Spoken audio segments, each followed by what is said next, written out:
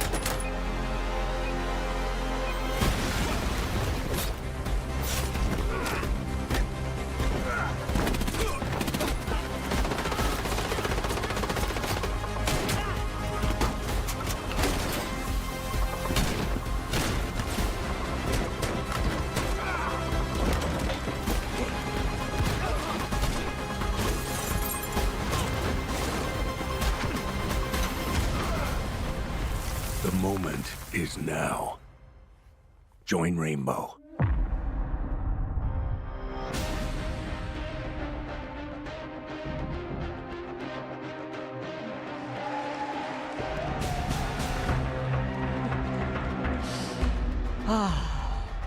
The day is finally here.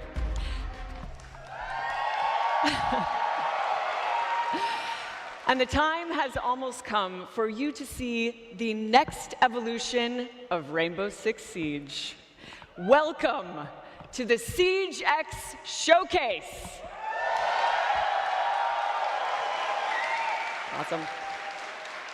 My name is Patricia Somerset, and today I am here with a champion-tiered squad of developers, casters, and creators to show you what Siege X is all about. You can think of me as a squad leader. Shouldn't be too much of a stretch. As the voice of Ash, I'm used to delivering commanding lines.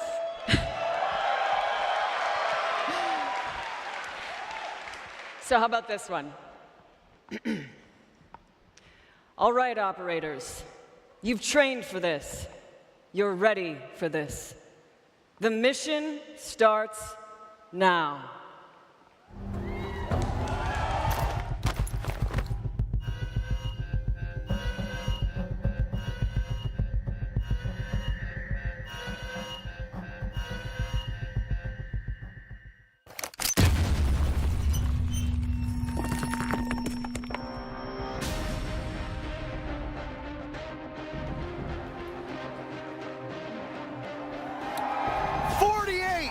Of your favorite content creators have assembled here in Atlanta to usher in an explosive new era of Siege.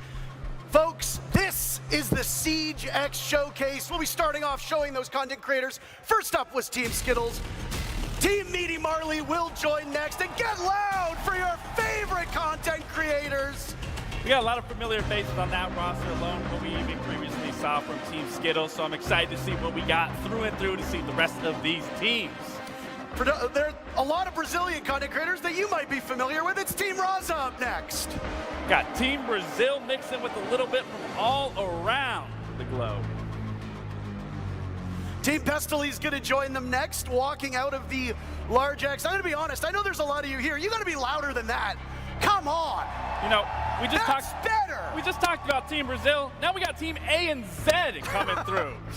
There's a lot of players that'll be coming out, 48 in total. Some familiar faces, some newer to our scene, but I mean, hey, it's a new era for our game. Team Spoit is up next. No, we've talked about Spoit a lot, but there's some phenomenal controller players coming from that Xbox scene here. That controller player, by the way, there's a bunch of them on Stable Ronaldo, the next team walking out. You know, I saw Kiki warming up. She's looking strong, but they also have Frankie there, Diamond 1. Some familiar faces that you might recognize of this group walking out. The next is Team Lacey. very big names coming alive right there as we see one of our own right there with Uzi. That's my boy. Uzi should be a familiar face for those of you that follow along online. And Team Pengu, a team of names that you've seen and heard before, but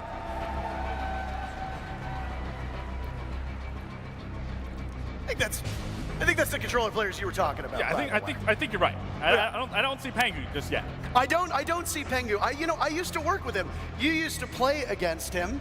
My name's Intero. I'm joined by Laxing. We've been long-standing members of this community, and we are happy to welcome you in to what might be the most exciting thing we've ever done in Siege. On the left side of your screen, this side, because we're mirrored, you're gonna see what we're getting up to today. We're gonna be starting off with a new game mode. You heard it here, not just Siege, but something brand new.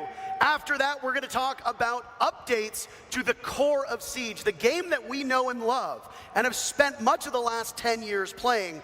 And then how about we finish off by showing those changes in action in Siege X in a 5v5 show match. Honestly, Parker, I am so excited, to say the least. I don't know which one I'm more excited for. There's so much that we are going to be showing and exploring. And again, I am just absolutely thrilled to be here with you. We've got to run a tight ship, so both of us are talkers, so we're going to have to be a little bit brief. But before we get into the action, I'm going to need your help. Do me a favor. Connect your Ubisoft Connect and Twitch accounts, because later on in the day, we'll be announcing a very special drop for everybody that's watching through either this stream or one of our partnered streams. But before we unveil what it is, make sure your Ubisoft Connect and Twitch accounts are linked together. I, as well, am very excited. I think that's the only way to put it, and put the emphasis on the X. Yeah. It's going to be a quick day today. It's going to fly by like no tomorrow, and there's a lot to unveil. Of course, a new game mode is something that will surprise people. I think that the updates to the game are going to be pretty spectacular as well. But enough from us. How about we send it to two of the greatest minds at Ubisoft who have helped make Siege X possible, Alex and Joshua.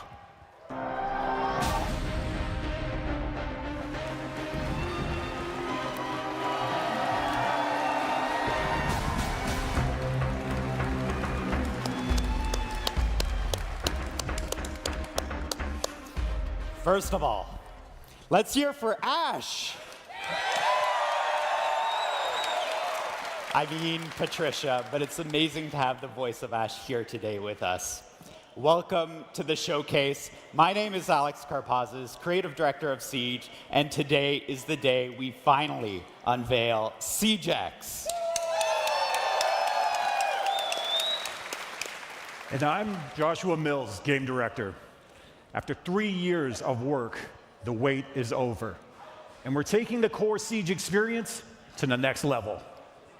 We have a ton of details to share with you about how Siege is evolving with exciting updates like modernized maps, an audio overhaul, advanced rappel, and much, much more. In a few minutes, you will see live gameplay of those changes. But before that, we have a very first Siege X trailer to share with you. This is the new era of Siege.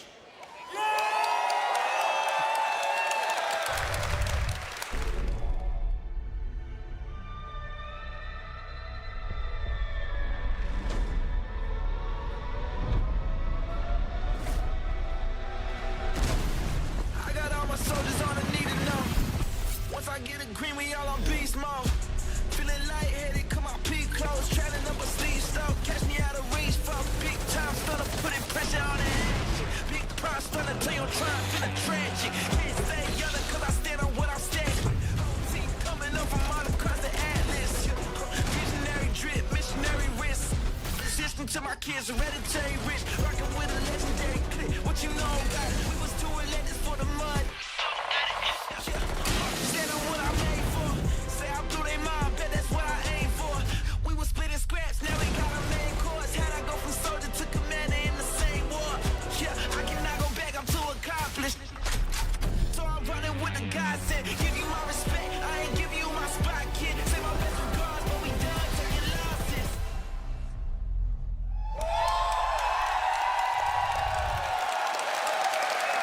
That's a lot to take in. That's why, over the next few hours, we'll cover all of it. We have 48 content creators around us getting set up right now with 4 live matches. And if you're quick with the math, then you've noticed that something quite doesn't add up. That's because they will be playing our brand new 6 versus 6 game mode, the first permanent new game mode since the launch of Siege. We've taken the strategy, teamwork, high-stakes gameplay that make Rainbow Six Siege so special and built a completely new game mode that's designed to push the limits of what Siege can be. Get ready for strategic plays, unexpected twists, and all-out action. This is Dual Front.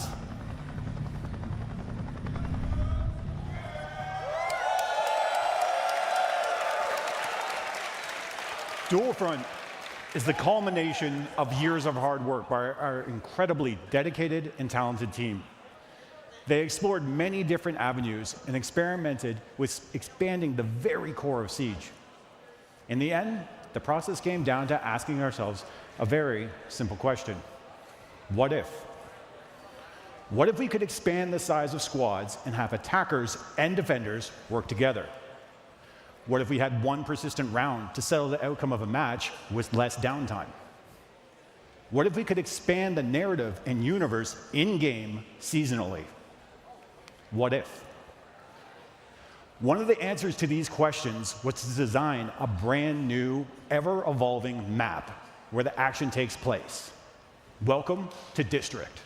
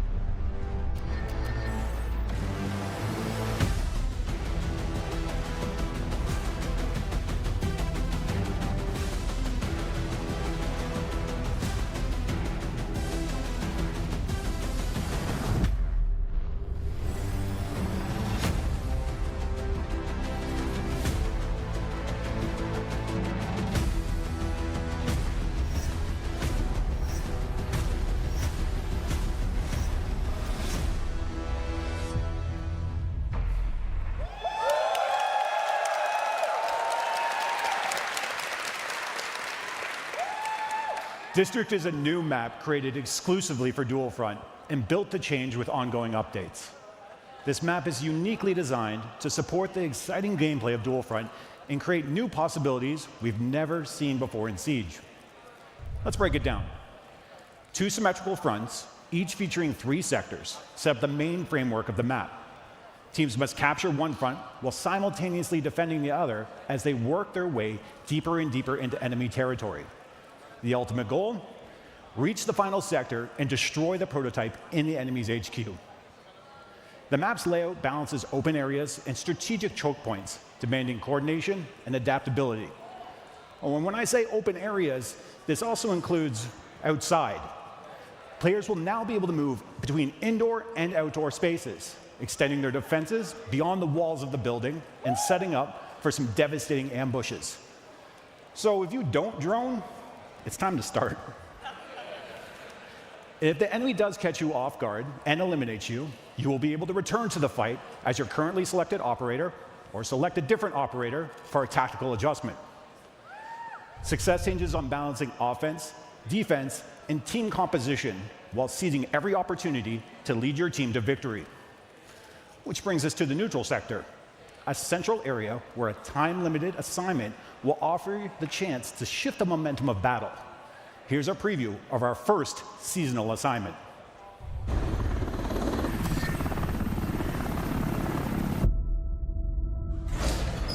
Intel has zeroed in on an available assignment in the neutral sector. The enemy has started the extraction. Move to intercept.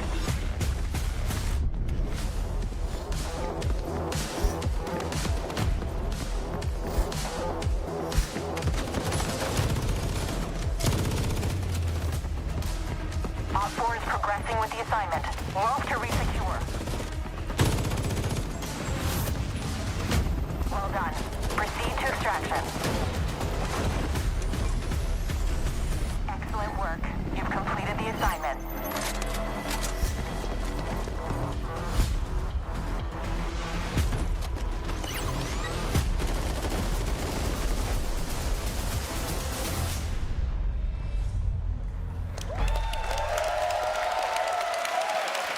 The neutral sector is a high-stakes conflict zone where bold plays lead to game-changing rewards. Players can tackle the time-limited assignment that will grant valuable bonuses. It's important to keep in mind that taking this risk means leaving key positions open, as every operator participating in the assignment is one less operator in your attack or defense frontline. The race to secure these objectives is intense, and success in the neutral sector can tip the scales of victory, making it a battleground where split-second decisions and daring strategies can define the match. With each new season, players can expect a new assignment in Dual Front. This means new narrative, gameplay, and neutral sector map updates. Dual Front was built from the ground up to use the strengths of Siege, while adding new twists. If you're new to Siege, this is a perfect game mode to play. Everyone is on a level playing field with a single new map to learn.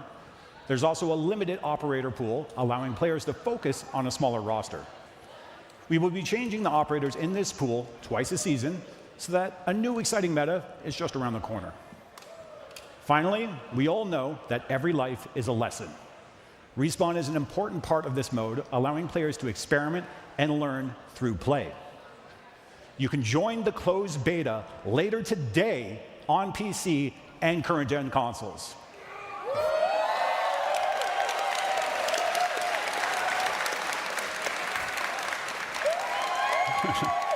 Your feedback will help us release the best experience for Siege X.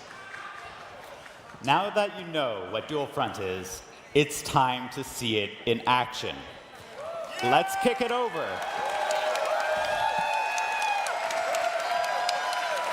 Let's kick it over to our legendary casters and see your favorite creators exploring and discovering all Dual Front has to offer right now. Thank you so very much. The new permanent game mode that we were sworn to secrecy on, we couldn't talk about it. They said, you're not allowed to. And we said, okay, you know what? I want to hear how loud you can get. Now, remember when I said that there would be a surprise later on? Joshua just told you straight up, you can play Dual Front today. All you need to do is connect your Ubisoft Connect and Twitch accounts, and then watch about 30 minutes either on this stream or on one of the partnered streams, and you will get a Twitch drop of a beta code to try Dual Front. Servers go live when we wrap up here, so in just a couple hours. And it'll be available on PC and current-gen consoles. Kind of sucks for the people in the audience that you don't get to play, huh? Yeah, well, that's okay. You know, Don't boo me, you're excited. Hey, hey, hey. But how excited are you for Dual Front? How excited are you for that, what looked like a weapon inspection? They got very, very loud. I mean, respectfully so. You know, we finally now can inspect it. But, I mean, for Dual Front specifically, I did get to try it. And I'm jealous that they get to play it now, and I got to sit here and talk about it because I truly had so much fun within that time frame that I was able to play. You didn't get to play it. I didn't get to play it. You still don't know what it's like. I have no idea. Truthfully, it's a wonderful game mode. Would you say you were excited? I was more than excited. Wonderful. We've got 48 content creators here to take us through Dual Front, and in just a moment, we'll be getting into the game. And honestly, because I haven't played it, am just as eager to see it in action as all of you are. We'll be going through how the actual objectives progress. How does that neutral sector actually work? What are the rewards that they get? And how does the matchup ebb and flow? And the one thing that I am most particularly looking forward to is you and I first started playing Siege in year one. We have got to see this game grow from the very beginning. And if you go back and you look at Siege as a regular game, the way that it was played back in 2016 is very different from the way it's played now. I have no doubt that Dual Front is going to function the same way. Now, in just a couple seconds, we'll intro our very first set of teams, and it will be fascinating to see how they tackle our newest permanent game mode in Siege X. What are your expectations before we get into the match? To be honest, there's no expectations that can be met truthfully because this is a new game mode. This is an undeveloped area where people are going to be figuring out. We're going to be understanding what it's going to look like, what we can see. Team Lacey and Team Stable Ronaldo will be the first set of teams. We are in the operator selection phase, seconds out from the first look at Dual Front. Operators are locked in. Are you ready for the next era of Siege? Folks, let's get underway with our first matchup of Dual Front. So this is already super unique. You know, when you start, you have the 6 operators that you are choosing from. I believe, if I'm not wrong, you will always be at the front, so you can always feel like you are the leader in this scenario, leading your team. But again, what's so unique about this is when you think about Siege as a whole, it's always been 5v5. Now you are adding that key element of bringing a 6th player onto that squad, which allows so many different ways to approach Siege and how you want to play it. And again, another big thing is you can mesh attackers with defenders. Now, while you had some hands-on experience, and you are a former pro player and a former world champion, it's not your expertise that we're going to lean on here, Gabe. We have brought up both Alex and Josh from the keynote to help us understand the way that this works. Gentlemen, first things first. What a day. What a day. I mean, I think you were prepared for the audience to get loud, but would you say you were a little caught off guard with the enthusiasm that we're seeing? I mean, we've been waiting for this moment for 3 years now, and we're still not prepared for it. This is really exciting. The teams poured their hearts into this, and now we get to see it live in action. Yeah, like, I mean, it's always a reaction, right? You hear the people, you get to experience that full hand, and it feels so awesome to finally be talking about all this. I'm going upstairs, Now, the way that you conceptualize this game mode being played might differ from what we see today. But is it fair to say, Alex, that you're expecting players to literally problem solve as it goes along, and that there isn't really a defined correct way to play based on when you built the game? I mean, we've been playtesting this for over a year now, and we're still learning new things, new combinations of operators. This is the first time we're taking attackers and defenders together on the same team, but we're keeping that attack and defend philosophy alive, where you have one lane, one front to push, and one front to defend. So yeah, it's all new. Well, and as I was saying, you know, the key element of adding a 6th player to that squad, I mean, Siege for the past 10 years has been 5. I mean, what was the decision to bring that extra element of surprise and putting a 6th member onto that roster? Well, one of the big goals we had with Dual Front is to actually make Siege more approachable. So, and one of the ways of doing that is to kind of lower that social pressure of having to, if you die in a 5v5, 4v5, that's a big detriment to your team. So in 6v6, you actually get to carry that weight a little bit more evenly. Additionally, obviously, the respawn's going to help with that and help people feel more confident and learn over time. But that's definitely a driving force there. I just want to touch on something here, and I don't mean to interrupt you, but we've got our first objective at play. Would one of you like to take us through what exactly is happening in the game right now?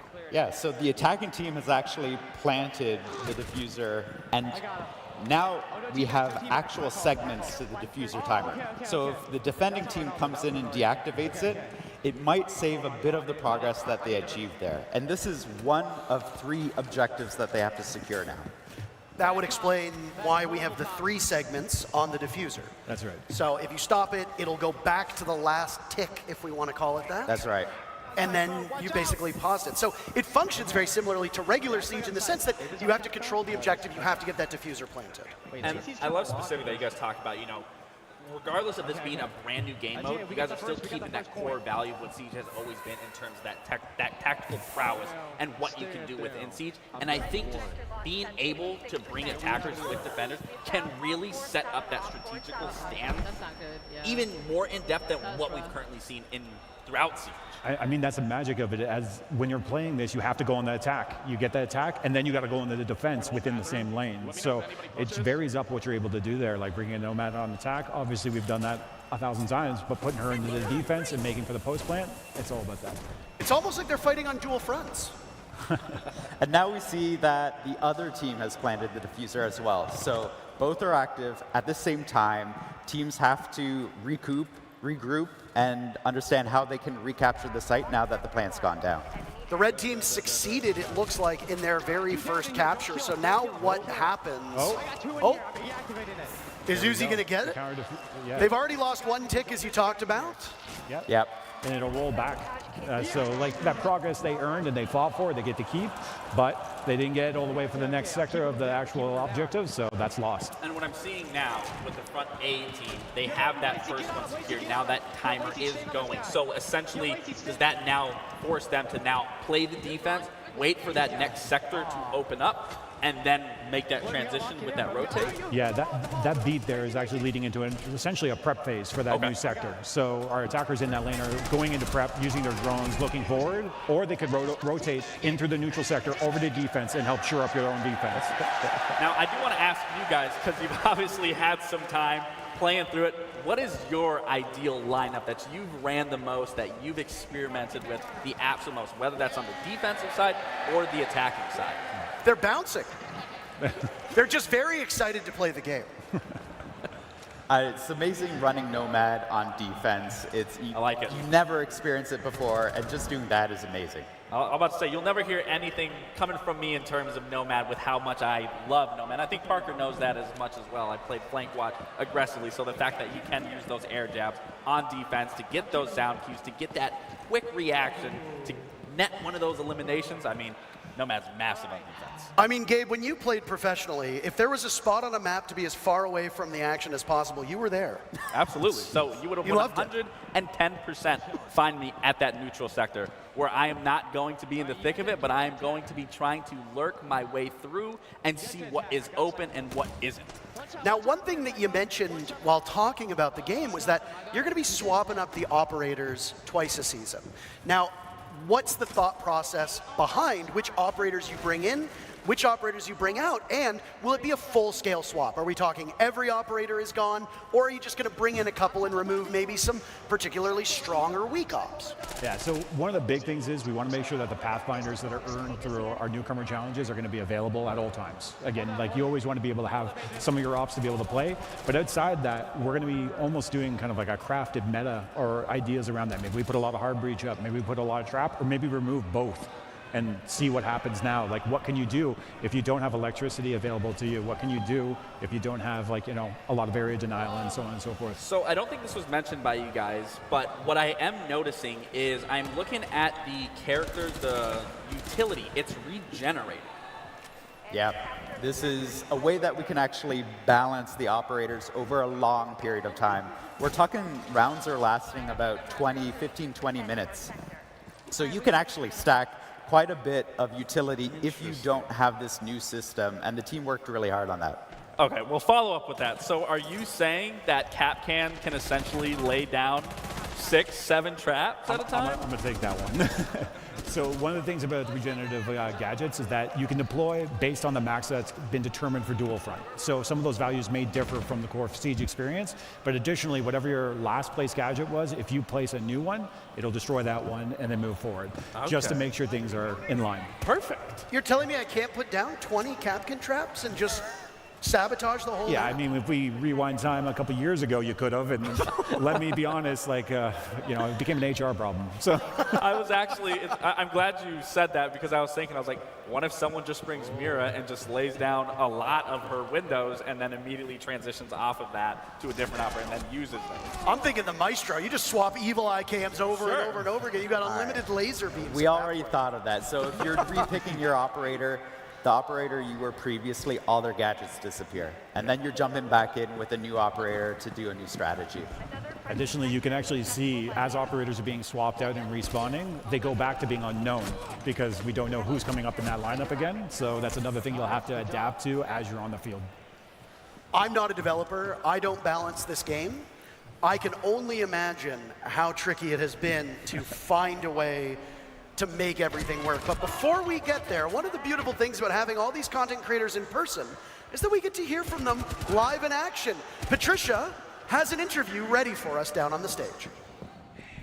Thank you, guys. I am here with Skittles. How you doing? Doing great. Skittles, I would love to get your first impressions of Siege X. How are you feeling about it right now?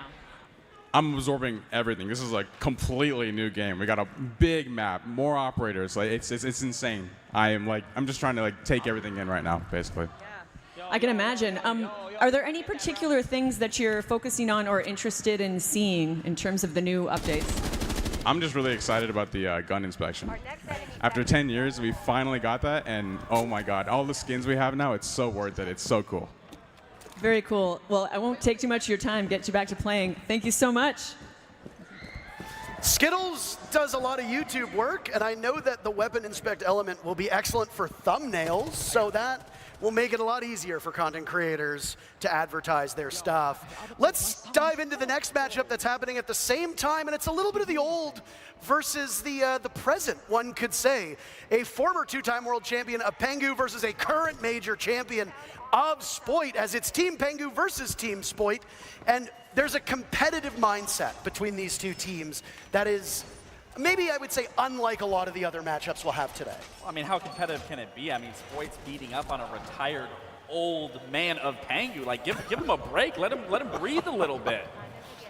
I'm fascinated at the way that this mode is going to be approached, right? Because Siege casts such a wide net. There are people who are going to play it on PC. There are people who are going to play it on console. There are people who are going to play it in casual. People who only play ranked. And then you've got people who are playing on high-end gaming PCs, and people who are just sitting at home, playing on their couch, listening to music, playing casually with some friends. And when you look at a mode like Dual Front, do you think it's the type of game mode that can catch all of those players and provide a compelling experience for each one? Yeah, when we were talking about Dual Front, first of all, Siege is challenging. That's in our DNA. We'll never change that. But Dual Front makes it more accessible. You can respawn, you can repick your operators, you have more players on the table so you can try out new things. So all of this adds up to a game mode that honestly everybody's at the same level, on the ground floor, and they're able to jump in and have immediate impact.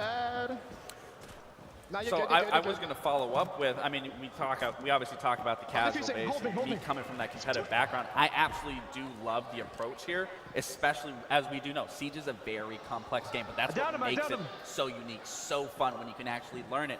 But what I really like about District specifically is it's symmetrical. It does really allow you to learn from one end to the other of just the basic functionalities of how Siege is played, whether you're playing horizontal, whether you're playing vertically, so you're not getting confused. And for a new player that you can come in and be like, okay, this is what Siege is like. So then you bring that into the other maps. And then I did also see not every single operator is able to be played. And I think that also is huge because as we know, Siege has a lot of operators and continuing to grow as the game continues to go further on. So I do genuinely think this is a great approach for not only a competitive standpoint, but most importantly also I'm doing it. Ready? Come here. Yeah. No, I'm very excited to see the way that it shakes out. Have you two noticed anything that's happening at this current point in time that has caught your eye that you maybe weren't expecting at the tests you've done over the last year or so? Well, I mean, I saw someone do a breach I literally have never seen someone do, like in all our playtests, breaching in onto the stairs of the second sector. Like, that side of the site, like, I don't usually see people like pushing through there. They usually push from top floor or walk up the stairs, but never breach the wall and jump right into the stairs. So that's kind of the magic of the map, right? So. Well, we've got another interview ready from TikTok to Twitch, and now here in Atlanta, we've got Titanium Rolo down on the stage with Patricia. Thanks, guys. You've got it solid. I am here now with Titanium Rolo. How you doing today, Rolo? I am doing amazing. How are you doing? Oh, wonderful, especially now that I'm with you here. I'm already like fast friends. I wanted to ask you, what do you think about the neutral zone in the middle of the map? So I think the neutral zone is actually really crucial, and I think that from the times that we've played it, we've not focused on it enough. There's so much focus on either attacking a base or defending a base, but actually so many people go to the neutral zone that if you manage to get control of it, then you can kind of completely control the flow of the map, and I think it's going to be way more crucial than we've given credit for it. And I'm also hoping, since I like Easter eggs, I'll find a couple of Easter eggs around there too. I wish so many Easter eggs for you. Thanks for your time. I'll let you get back to playing. My pleasure. Thank you, Patricia. Yeah, the Easter eggs that are hidden in all of the maps, by the way, are we going to see any in Dual Front? Do you even want to give that away? Definitely first jump into the beta, check it out yourself, find them, because we have hidden some stuff around the map. Right. And for a reminder for those of you, we're going to say this a lot. I apologize if I sound like a broken record. But the thing is that the more I remind you that maybe you might actually be able to get into the game yourself, we are doing beta code access for Dual Front. That is on right now. Once we are done with the showcase, you will be able to play Dual Front, providing you link your Ubisoft Connect and Twitch accounts, and then watch either this stream or one of our partnered streams. You will get the code after about a half hour or so, and you can start playing this game mode later today. I don't want to know what he's... Oh. Jeez. So as a status update in the match, right now, both teams are trying to capture the second sector. And actually, I think Beta team just lost theirs. But there's an assignment that's coming into the map. That's the neutral zone. We'll have a new objective that everybody has to jump into. And we have to grab a hostage. So while up to this point, it's been like the typical quote-unquote siege where you have to get the case down, now we're going back to the old ways of the hostage being involved. Yeah, and not only just that, but the hostage is Dokebi, because we lost her at the end of the Assault on Hereford event. So this is where that narrative starts coming in when we talk about seasonal update that way. I want to say, so when you grab the hostage here, if I'm not mistaken, you have to bring it to the other side, the enemy side. So what Anne is already doing this wrong. She brought it to her, I believe, thinking that they are going to get that extraction, but they actually need to bring it to the opposite side and make it far more challenging than just as simple as, let's just bring it back down. Yeah, exactly. It used to, like you can see as soon as it got, the hostage got picked up there, the icon shows up to show you where the extraction point is for you, and the helicopters are coming in the next 30 seconds. And that, oh man, like again, we're talking about audio and all everything, hearing helicopters come in during a siege match, oh, it gets your heart pumping. Well, I want to say, don't board it though. I want to say, me and you actually went through this moment together when we were testing this out the other day, and it is, when you were talking about the heart thumping, and especially like, let's acknowledge you can play outside now. Like, that is a huge thing that needs to be acknowledged. You don't have a timer letting you know you're going to be shown.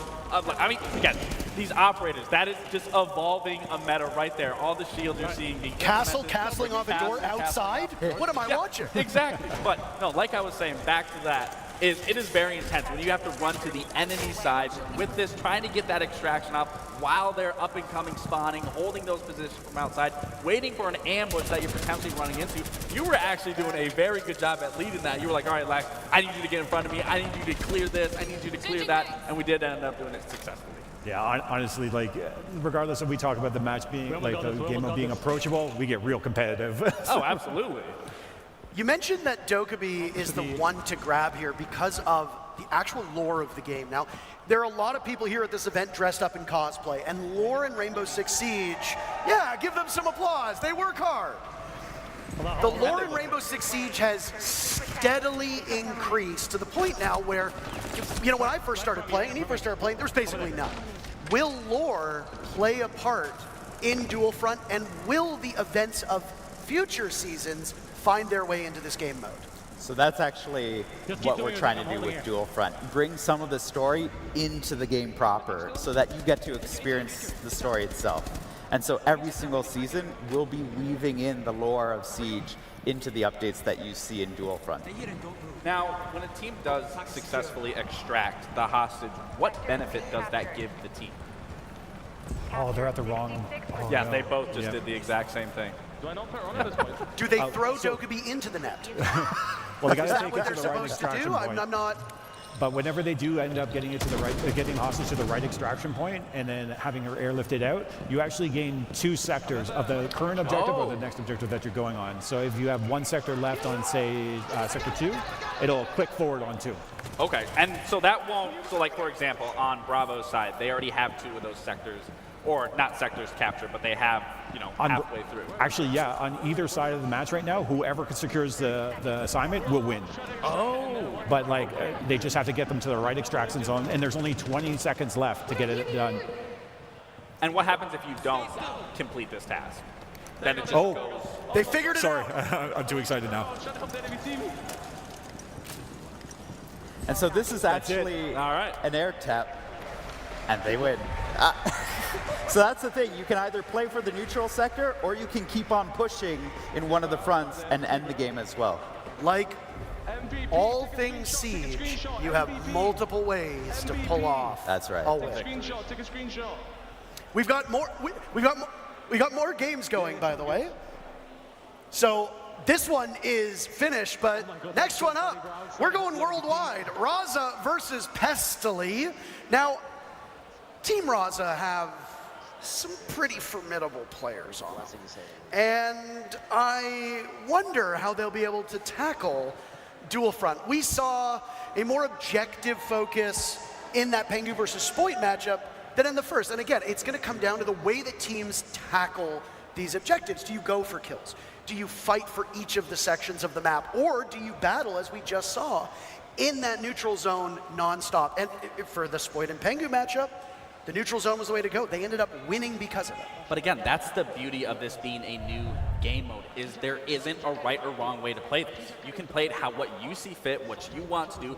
You make those tactical adjustments of whether you're rotating players or seizing a moment, seizing an opportunity, and then even collapsing and falling back if necessary. So again, we are going through and through to be seeing any way possible and played, because there is no developed meta just yet that maybe you guys are hiding that you're going to keep for yourselves, and maybe run into you guys in one of these matches and quickly realize, okay, this is what we need to do. Whatever meta we've developed, it's going out the window as soon as players get into the beta, because players just learn the game faster than anyone else on the dev team, and so that's going to evolve so quickly we won't even recognize it in a week.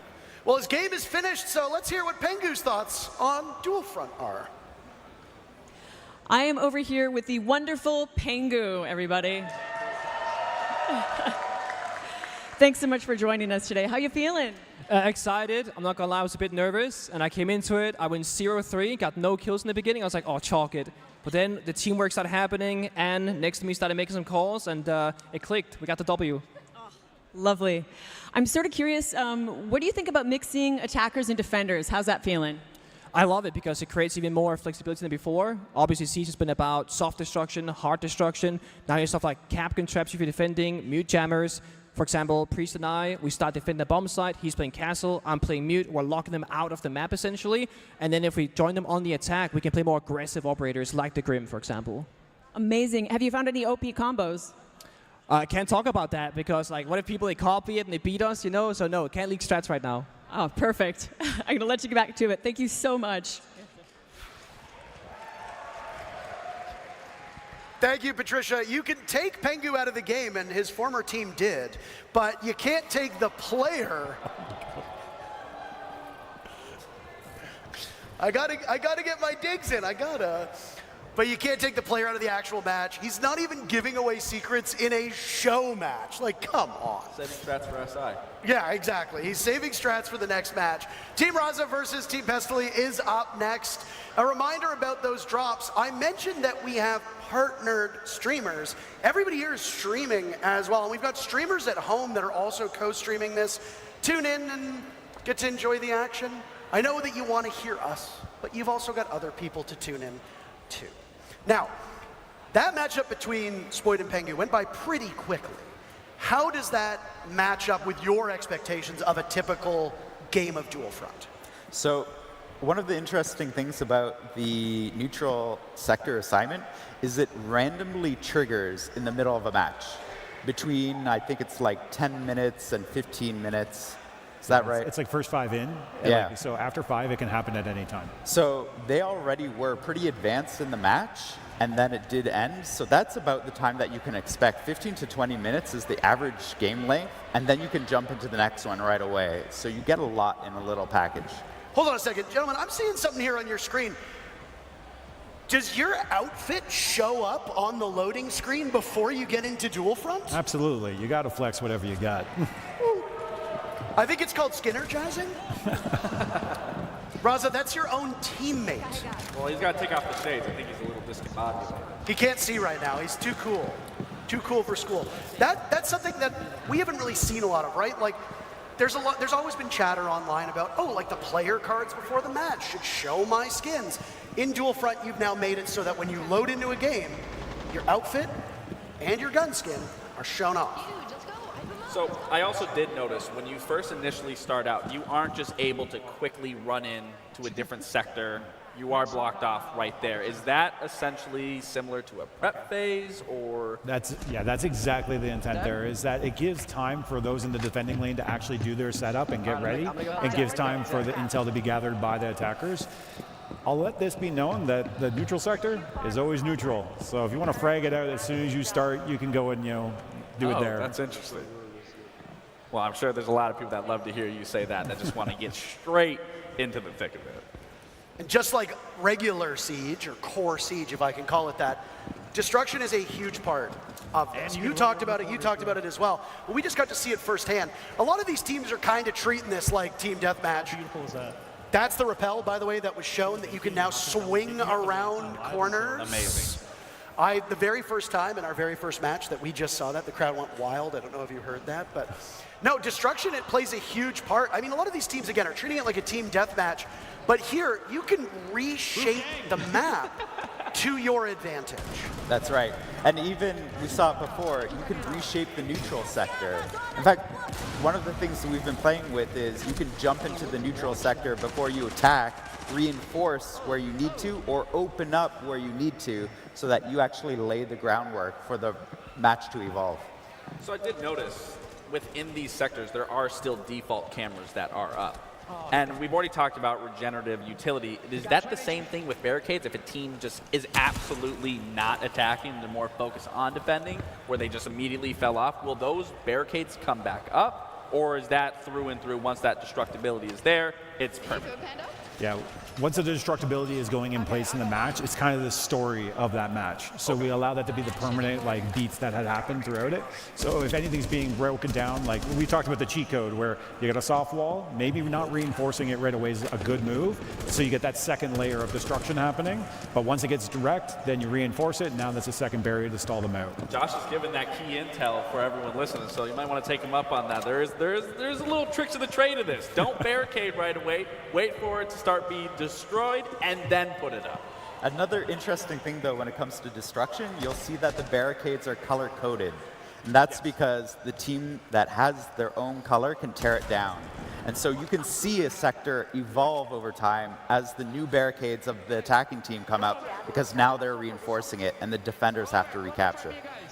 We've spent almost a decade of watching round by round things reset. It's a little bit odd to see persistent destruction in this game. So, I mean, you'd see it in TDM from time to time when eventually, a map would be reduced to smithereens.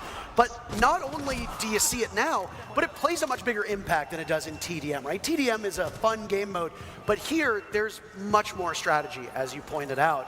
And the way you go about it will only deepen people's understanding of how to play this game. Raza just displayed that perfectly, of questioning whether or not that was one of his fellow cap cans or another team's trap, and then scanned it to see if it was, found out it was, and then shot that. Again, that's another thing as a veteran player. When you're going to be experiencing this, you are going to have to be so aware of the utility that is placed around the map, placed around the sector, because you don't know if it's yours. You don't know if it's the other team. You always have to be on alert. So again, it adds such another core development and process that you're going to be going through while playing this 6v6 game of Dual Front. Yeah, absolutely. We're just moments away from starting our last match of the day. Gentlemen, it's been great having you here, and I'm assuming you'll be riding along for that last one. But is there anything that you want to talk about that we haven't seen yet, by any chance? Actually, We've seen quite a bit here that we haven't dug into yet, and we're about to, because there are changes that are coming that you might have seen in Dual Front. They're coming to the entire game. So we'll be talking more about that very soon, actually. You're just going to tease people. Yep, that's You're it. not. Not even just teasing people, teasing us. We're Teasing up there. You us. can whisper in our ears before you head out. Admittedly, we had to tease them earlier on with the new game mode and all that special stuff, but good things come to those who wait. Our very last matchup of the day is upon us for Dual Front, at least. Team Skittles, who you heard from earlier, and Team Meaty Marley will do battle. Fun fact about both of these team captains, both of them started their careers hiding their identity, and we eventually got a Skittles face reveal, and now we know what Meaty Marley looks like. The question is, Gabe, will their gameplay be as handsome as they are? Oh, yeah. I think they will, but something that really make sure sticks it's out what to you me want. with both these rosters, if you were to ask me, who do you Thanks, think's man. the favorite here? I don't have one, for the simple fact that your boy Roy and Atheno look a little deflated in their biceps. I don't think they got their pumping for the day. So you're definitely going to have to rely on the 5 players, I should say, on each side to pick up the weight from both those two. I have a slight suspicion as to what the devs were talking about, by the way, because they said there's something that we're changing in regular Siege that wasn't mentioned, but it was briefly shown on the reveal video before this. And then we saw what looked like a pipe on fire, which, as far as I'm aware, Gabriel, there's no operator who puts down explosive pipes. No, there isn't. And I was curious of that too, because, I mean, you know, as chefs, we add tons of ingredients to our meals and for people to digest. And that's kind of what I'm seeing here, is that ingredient is now being added into the gameplay that we all know and love in Siege. Again, we don't have operators that are laying down these pipes that can be shot. Is he going to shoot it? No, he's not going to shoot it. Unfortunately. And as for what that quote-unquote ingredient might be, the devs will be talking about that later on. I do like that we have a big mix of players here in Atlanta. You've got controller players, you've got mouse and keyboard players, you've got Siege vets, you've got former pros, you've got world champions, you've got people who, as far as I'm aware, might not have ever really touched Rainbow Six Siege. Yeah, I mean, Narcoleptic Nugget, he doesn't touch CS. I mean, look at the gameplay right there. I know we know him from Siege, but I'm a little disappointed in his gameplay so far. This was the man whose biceps you made fun of earlier. Yeah, I know I'm going to regret it because, I mean, Do you think he could take you in a fight? yes, for sure. I mean, look at him. He's so locked in. Actually, I lied. He just missed that. Well, it was through a wall. Oh, was it? There are outlines on operators as well, because as you might have noticed on the top of the screen, the teams can run the same ops. They can. So you can have 2 vigils on the board at the same time. We saw in one of our earlier matches, there were 2 docks on the board. And outlines are very important to be able to distinguish, is it a friendly dock or is it an enemy dock? Well, I mean, that's something that you're going to have to decipher, like I was saying, with the utility that's going to be on the map. You're going to have to keep in mind a mental awareness of, okay, we're seeing it right What's there. this? No, Macy, get off drone! See, he's not, you know, he's not appreciating. Okay. There it is. Okay, so that's interesting. So, you know, we talked about operators not being able to lay anything like that, but in similarity to a Capital Bolt, similar to a Goyo canister, I mean, this creates a completely different new look and what we can see in Siege X. This has been an interesting matchup between these 2 teams. They're playing it very slow, which is in stark contrast to the first game that we saw that had Uzi killing everybody in the server. Now, they talked a lot about this neutral sector, and it's coming in pretty quickly. Again, it can spawn at different intervals. This one in just under a minute, and it'll be only 9 minutes into action. Will these teams pay that neutral sector and the assignment that comes with it the same respect that we saw from that Pengu and Sploit matchup? That is the question. Uh-oh. Now, I am curious how long. Okay, so that flame actually does get put out pretty quickly. It's not a Goyo canister. No. Goyo canister lasts 20 seconds. That looked like about 3. I don't even think 3. Maybe like 2. But I think we could be wrong. I'll wait to see. You're if gonna fight anything. with me over a single second? No. Completely unrelated to what we were just about to talk about that we might see later on. But I mean, so far, this game mode is intense. There seems to be constant action no matter where you're looking, whether you are the one defending or you are the one attacking. Now, speaking of, Alpha has to defend against the diffuser that's been put down while also dealing with the hostage objective in the middle of the map. That's the assignment that has spawned in. So you've got 6 players on your team. How many do you send to deal with that diffuse kit, and how many do you send to deal with the assignment? That's the biggest thing. You know, if I'm in this situation, I'm sending at least 3. At least 3. To which one? To the neutral sector, to go for that hostage and keeping 1 on one end and 2 on the other. So that way you are still covering all of your bases where you need, covering those sectors, making sure not only you can defend, but you can still attack, but you can still go for that neutral sector. And they're trying to go.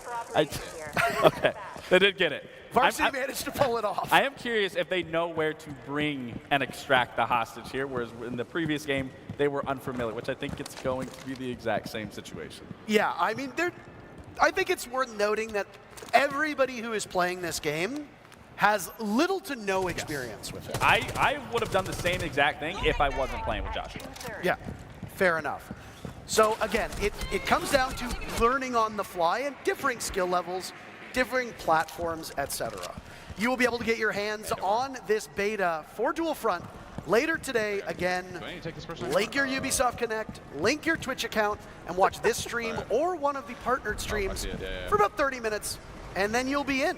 You'll be able to play on PC and current-gen consoles. Now, it looks like Skittles might be able to pull it off. I think he's going to. Funny because we listened to the on-boarder, the don't board the helicopter. But when now the you're bored. yeah, the literal opposite is the focus here. I mean, it's up to that one Brit to shut this out right here and not make sure. And Skittles, I mean, I got one. Oh, that was devastating right there. And now he's going to go for it. I mean, again, this is a beautiful thing, once again, is where you're not just focused on the sectors. You do have to focus on another objective, which is, again, it's so unique, and it still allows you to be in control of any scenario at any given moment, to be able to shift, to rotate, to be elusive, that you can't just focus on one thing. You have to shift your focus in other places through and through, which, again, for new players, old players, it allows you to constantly learn and adapt, which that's what Siege has been about for years. And what you learn about this game mode is going to change very quickly. Yes. Assignments will be changing. Oh! Do it again! Do it again! Capture 1/3 complete. I don't think they're capable of hearing us. But again, just to kind of underscore how this game mode will be supported, a season in Rainbow Six Siege is about 3 months, give or take, because we have 4 a year, just like regular seasons. Twice a season, the operator lineup will change, which means that for a lot of players, as you're finding your footing, things will shift. And then at the start of each new season, the assignment will change. Right now, it's rescue Dokkaebi, pick up the hostage, get her to the helicopter, save her, but who knows what's next? There's one thing that I've noticed that isn't present, and that's anything to do with secure area. If you look at the original 3 game modes of Rainbow Six Siege, you have the regular bomb, which is the whole premise of Dual Front. You have hostage, which is the special assignment, but where is secure area? Could it be coming next or coming at some point in future seasons? Well, we're already getting something brand new with Dual Front, and it already being a heap loads of different things involved. So we could see an entirely different brand new mode introduced. Well, I mean, you know what I mean entirely. I know what you mean. Yeah, exactly. So, I mean, honestly, everything's up in the air of what could be brought in. And it allows the developers to toy with the game, frankly. The Siege X formula has been around and has been tweaked over time. And you're going to see some more of those tweaks coming up in the next portion of this showcase in the core gameplay update section. But you can't really reinvent Siege. But if you want to experiment, Dual Front is a great game mode where you can take those liberties and try out some new stuff, and who knows? Just as right now, original core Siege has influenced Dual Front, something could be cooked up for this game mode that is popular enough, maybe one day down the line, we see it in the core game. Maybe not. This is us idly speculating, but again, it gives the devs a chance. It gives the devs a chance Look at to Macy. talk This is about just this another day in new the office game for mode. him. And of course he's MVP. Of course. We've got our last interview for Dual Front with Fastan and Patricia. Thank you. Hey, Fastan, how are you doing? I'm doing very good. I'm so excited to be here. The game's been a lot of fun. It's been great. Oh, amazing. Thank you for letting me take the time to pick your brain. I actually wanted to ask you about strategy. How's the team strategy been? How's that evolving? Well, our team's doing really good on the strategy front. I feel like, with the people that we're playing against, people said we were not going to stand a chance with some major winners against us or something like that. We played 2 games yesterday, 1 game today. All I want to say is we are 3-0 up in games because we are taking Dokkaebi as our win condition. If you get Dokkaebi and you Extractor, you actually get 2/3 off a sector, and that's been helping us win 3 games in a row, and it's been absolutely amazing so far. Oh, amazing insight. Thank you so much, Fastan. Really appreciate your time being here. Can't wait for more gameplay. Okay. Well, thank you so very much. And again, it's great to have everybody here under one roof playing this game, and we get to get real-time opinions on what we're watching, because we only get to see their perspective, but they get to play it, they get to experience it, and almost every single match played differently. Yeah. Well, it goes into what I was saying. This is a brand new game mode. It's unexplored. Everyone is going to be approaching it entirely different, whether it's going to be here or you guys later once this all wraps up. It is an unfamiliar area for everybody. So again, there isn't going to be a meta just yet. Who knows? There might not even be a meta in general because there is many factors to take into here that we just have not seen throughout Siege's history. And if you're new to this stream and just catching up to speed, the game mode we just watched, the new permanent 6v6 game mode coming to Siege X, is going to be playable later today. We'll be giving out beta keys to those who have their Ubisoft Connect and Twitch accounts linked together. So you can get the keys here, you can get it from the partnered streams as well. You just got to watch about 30 minutes, then you'll get access to the beta code. It'll go live when the show wraps up later today. But we've got Patricia ready yet again. As I said, this show's going to go quick. I didn't lie. Patricia, take it away.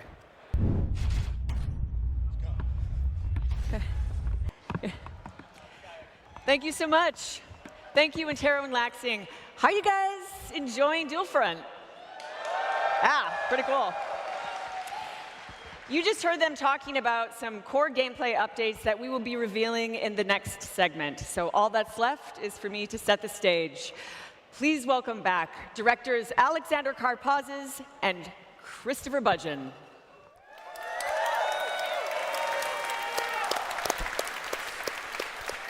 With Siege X, we're taking Rainbow Six Siege to new heights. Launching June 10th, at the start of Year 10 Season 2, this evolution of Siege builds upon everything that makes the game so special.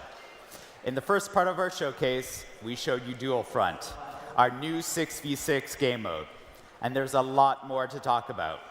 Siege X will deliver sweeping updates across all of Siege, with a strong focus on modernizing our maps, refining our gameplay, and evolving our audio, with much, much more to come.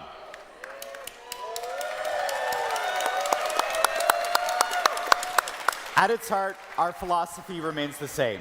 Reinforce what makes Siege so unique. Its deep tactics, intense strategy, and the thrill of outsmarting your opponents. But before we dive into what's next, we want to take a moment to recognize those who have made all of this possible. You, our players. And I bet there's some veteran players in this very room. Your commitment and support over the years has shaped Siege into what it is today. And we have something special to show our appreciation. Let's take a look at our veteran rewards. This is a special way to celebrate your time with Siege. For each year you've been with us, you'll receive a unique reward to honor your dedication. If you've been with us since year 3, for example, you'll receive 7 rewards from year 3 to year 9. And for those who have been with us since year 1, we've prepared something truly special. A new, exclusive black ice skin. This is our way of saying thank you for standing with us through every battle. every season, and every moment that continues to shape the future of Siege. We also want to celebrate your legacy in Siege with a special badge of honor. This exclusive badge marks the year you joined the fight, a testament to your dedication and journey in the game. Whether you're a recent recruit or a battle-hardened veteran, this badge is yours to wear with pride. Now, it's time to talk about an important change that's come into the game. Recently, we introduced crossplay, giving you the ability to play with your friends no matter which platform they're on. With Siege X, we're tearing down barriers, ready to welcome more players that want to experience the best tactical FPS. We want to make it easier to invite your friends to play the game. We want to continue to grow the community, and we want to continue to build this game with veterans and new players from around the world. Starting June 10th, with the launch of Siege X, new players will be able to download the game for free and jump directly into the Siege experience. Free access will help grow the Siege community, but we want to ensure that Siege remains fair and protected, particularly for Ranked and Siege Cup. So, let's break it all down so you know what to expect as a new player and a veteran. With free access, players can dive into our brand new game mode, Dual Front. Learn the mechanics through our onboarding playlists, sharpen their skills in Quick Match, have fun in seasonal events, and we heard you.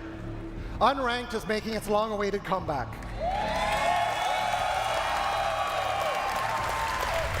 Unranked offers a competitive yet approachable experience for free access players to test their skills and explore the new pick and ban system, which you'll see in action in our show match later on. Free access players can experience core Siege gameplay and access training modes, earn XP, and unlock rewards. As part of the new onboarding process, players can earn and customize up to 26 operators through play. Additional operators can still be unlocked using the currency they earn to continue to grow their roster. The most competitive playlists, Ranked and Siege Cup, are high stakes and reserved for those who unlock the next level of Siege competition through premium access. And as always, you'll need to be level 50 to participate. Also, I want to reassure our dedicated players. You will keep access to everything you have. That's right, don't worry, veteran players. You'll keep access to everything you've earned over the past 10 years. Your access to our competitive playlists, such as Ranked and Siege Cup, your progression, your operators, your inventory, will all be yours to keep and to continue building for the future. No payments or action required to transfer your progress. As Siege continues to grow, we're not just preserving your legacy, we're refreshing the experience for every player.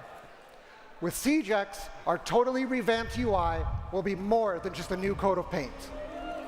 How you navigate through game modes, browse your battle pass, and interact with Siege is faster, it's more intuitive, and more immersive. The UI overhaul also streamlines your experience as you track your journey as a Siege player. So whether you're a veteran bringing in new friends or a fresh recruit, we've revamped Siege's global progression system. Clearance levels, reward unlocks, and challenges have been improved, making it easier to track your progress and navigate the early stages of the game. Our focus was to make getting into Siege as fun as possible, while giving you the tools you need to learn the deep and rewarding systems of the game. We're thrilled to welcome new players into Siege with free access, and we know that a growing community comes with responsibility. With Siege X, we're making sure the game is the most secure it's ever been.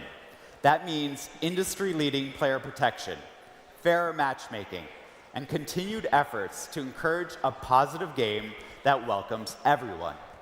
First, let's talk about game security. Last month at the Six Invitational, we introduced R6 Shield Guard, our latest anti-cheat initiative. To catch up on the current status of R6 Shield Guard, let's hear from programming team lead Adrian Fraisse. Cheating and toxicity have no place in Siege, and we won't rest until it's a thing of the past. At SI, we introduced our new initiative, Rainbow Six Shield Guard. Our Siege Shield Guard takes a multifaceted approach to anti-cheat. Our QB system distributes different executables to our players, preventing tampering and issuing sanctions when detected. Binary hardening is the act of encrypting and hardening our game code to make it even more difficult to tamper with. Our security measures have rendered cheat makers' capacity to come back online much harder, with some of them exiting the scene entirely. Gameplay Violation, our in-game defense system that allows for detecting players performing impossible behavior within the game, like sprinting while shooting. This system basically renders raid cheating a thing of the past, and we are working to keep it that way. Our next line of defense, Mousetrap, detects the use of mouse and keyboard in console pools. Our final line of defense is data. We use AI and analytics to detect irregular and exploitative behavior in the game. With SiegeX, our Siege Shield Guard updates live without the need of a scheduled maintenance. Cheats will be harder, more difficult, and costlier to make, and cheat makers won't be able to anticipate security updates before they come in. Our Siege Shield Guard is a long-term investment. We're here to stay, and we can't wait to share more.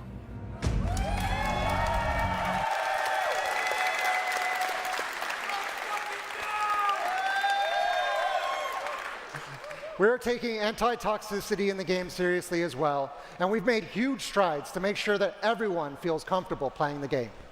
We've doubled down on our mission. There is no room for abusive language and harassment in Siege.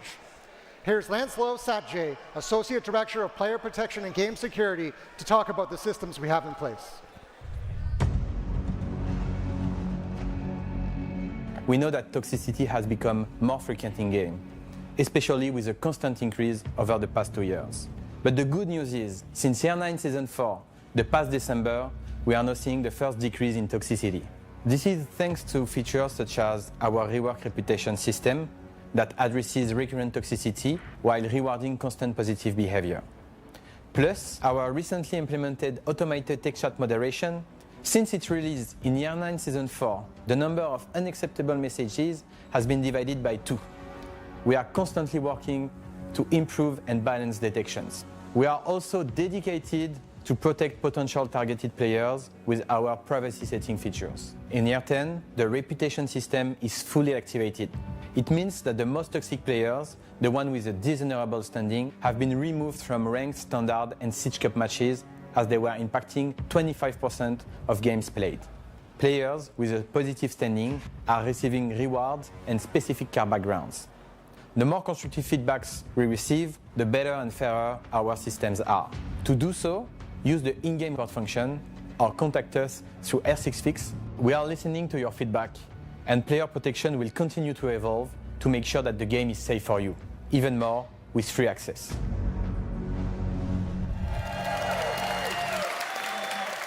Anti-cheat and anti-toxicity are top priorities for us on Siege, and I want to thank Adrien and Lancelot and their teams for their work making the game the most competitive and fair it's ever been.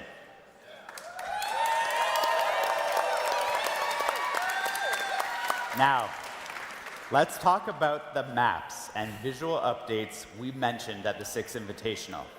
We've been listening, refining, and working behind the scenes to bring you game-changing updates to core Siege gameplay. SiegeX isn't just about the new experiences. It's about making the 5v5 Siege you love even better. From mechanics to quality of life improvements and everything in between, we're ushering in a new era for Siege. One of the biggest changes coming to Siege is our modernized map update. We know how important maps are in Siege, and we've been hard at work improving visuals, readability, and overall gameplay flow to make every engagement more tactical and immersive. These updates will enhance lighting and textures and be more in line with the dark, gritty tone that people picture when they think of Siege, all while maintaining the strategic depth players love. But words can only do so much. So let's take a look at how these changes come to life in action.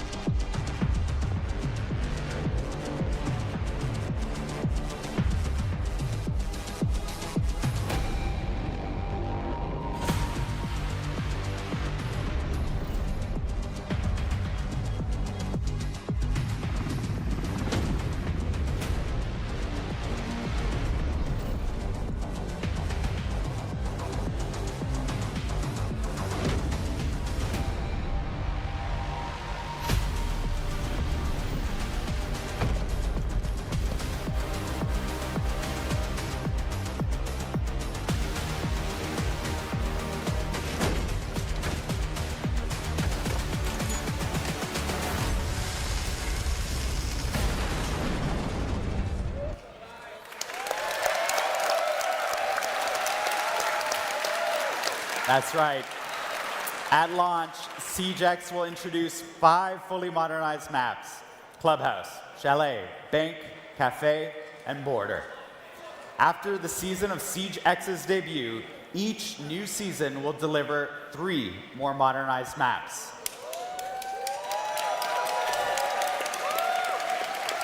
We've done significant work on these environments. We've rebuilt the lighting engine to bring more realistic atmosphere with richer contrast and colors. All major surfaces have been redone, with materials looking more real thanks to updated, physically based rendering standards, displacement mapping, exposure compensation, and increased resolution. For PC players, that means an optional true 4K texture pack for the sharpest, most detailed environments possible. For those watching the stream, we'll be sharing all of these videos today at full resolution so you can see the difference. Building on the technology of lighting and modernized maps, we're also introducing a feature that adds a whole new layer to tactical awareness: first-person shadows.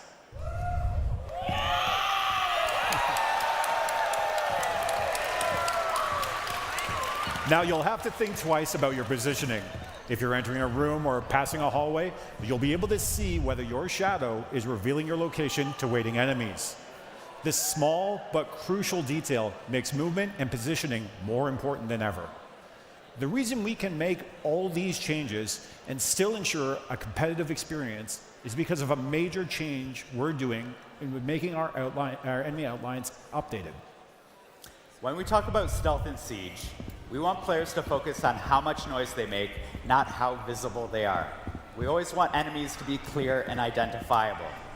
The new outline system means, even with the more immersive lighting, enemies can't hide in the shadows.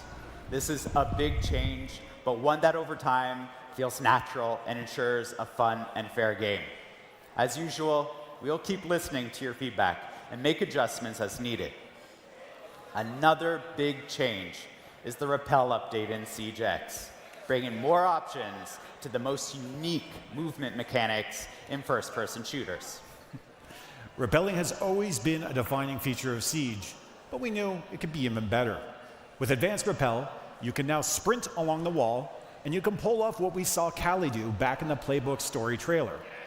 You can now transition around corners while on Repel, including when sprinting. Here's those improvements in-game.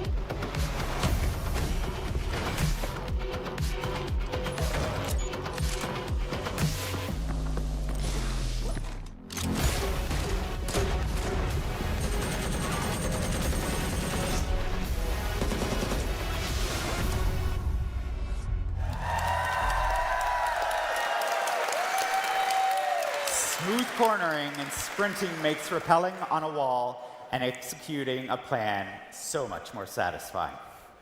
It's all about giving players more control, making movement feel natural, intuitive, and immersive. This is why we've also taken the time to update our basic movement in the game to include momentum as well. No more start and stop movement, but true flow and responsiveness. Let me give you a concrete example of this in action. Picture yourself moving across the bed in the bedroom gym side of Clubhouse. Before the changes, as soon as you ran off the bed, you would immediately stop running, drop straight down, and then start running again once you've landed on the floor. With the momentum-based movement update, you will continue to run off of short drops and carry your momentum with you. This achieves a new level of flow and immersion in the moment-to-moment action of Siege. We can't wait to see the creative plays that these changes will inspire.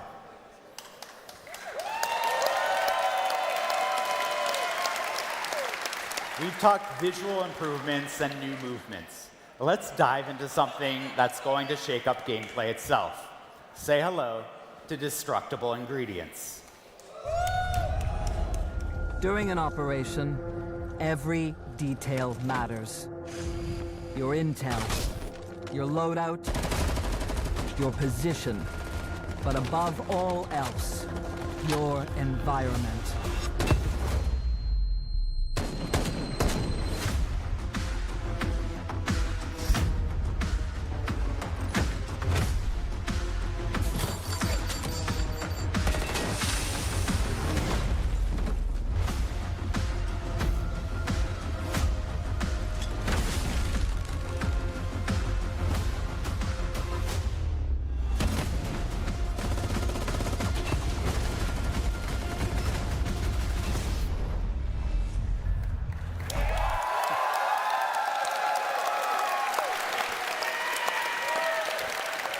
All right, I freaking love these things. Destructible ingredients are shaking things up in Siege, bringing fresh tactical opportunities for both attackers and defenders. These aren't just environmental details, they're strategic tools that swing the outcome of combat engagements in modernized maps and dual front. First up, fire extinguishers. You'll see these scattered across the map, and when they're destroyed, they release a thick cloud of smoke, giving you some quick visual cover. But that's not all. If an enemy is standing too close when one bursts, they'll be concussed, setting you up for the perfect push. Next, we have gas pipes, and these can really disrupt the flow of the fight. Shoot it, and it releases a controlled flame, cutting off rotations and forcing roamers to move. But here's the catch. Once the fire reaches its peak, the pipe explodes, covering the area in flames and creating a brutal area denial effect. And finally, metal detectors. You have seen these before, but they're a little more responsive than you've come to know them. Metal detectors are now fully interactive.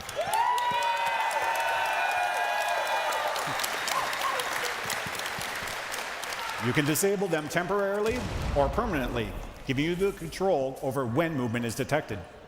Do you disable them to sneak through unnoticed, or leave them on to bait enemies into giving away their position? You can even destroy them outright with explosives.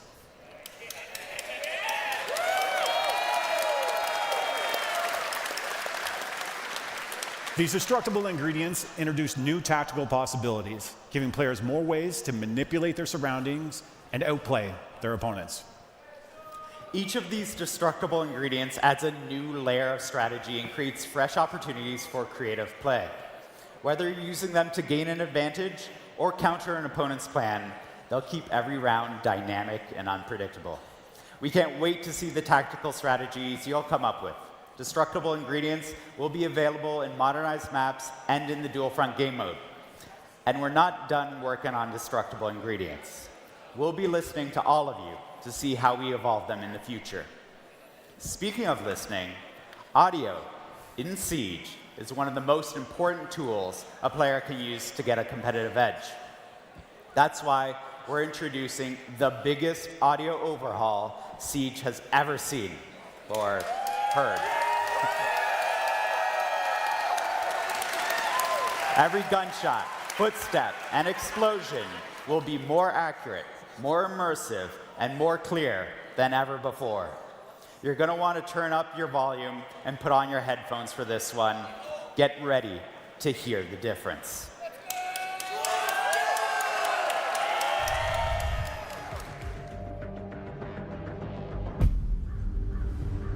In Rainbow Six Siege, audio has been overhauled to convey a greater sense of accuracy in order to give players more cues to reliably detect enemy actions. These audio enhancements add a layer of spatial distinctions, making it easier to tell if someone is coming from your left or your right. Sound propagation has been upgraded, with sound traveling vertically and allowing players to know if an enemy is pushing from above or below. Sound also propagates through openings created in surfaces, offering more immersion. sound reverberation is more realistic, relaying whether nearby actions are coming from a big room, a small room,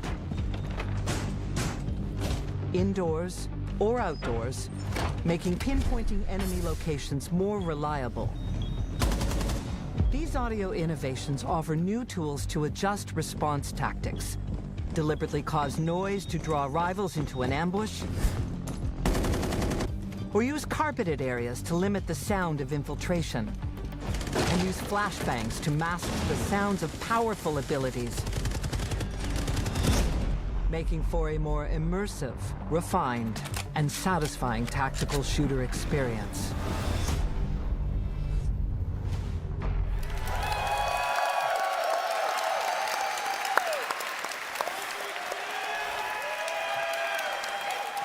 I get goosebumps every time I hear the new audio.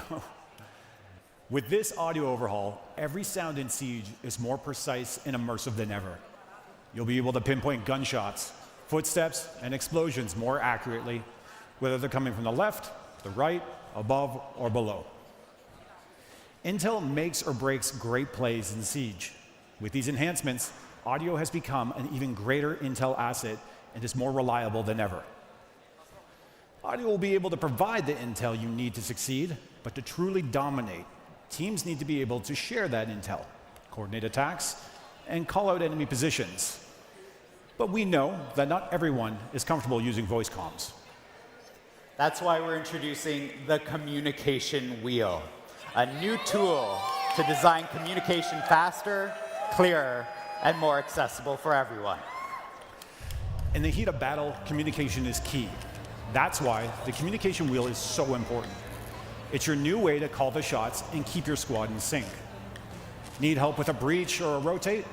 Call out the spot for your play. Is an area clear? Let your squad know it's safe to reposition. Ready to make a push? Tell your team you are moving in and lead the attack. And when a teammate makes the right move, confirm it with an okay or send them a quick thank you to keep the teamwork flowing.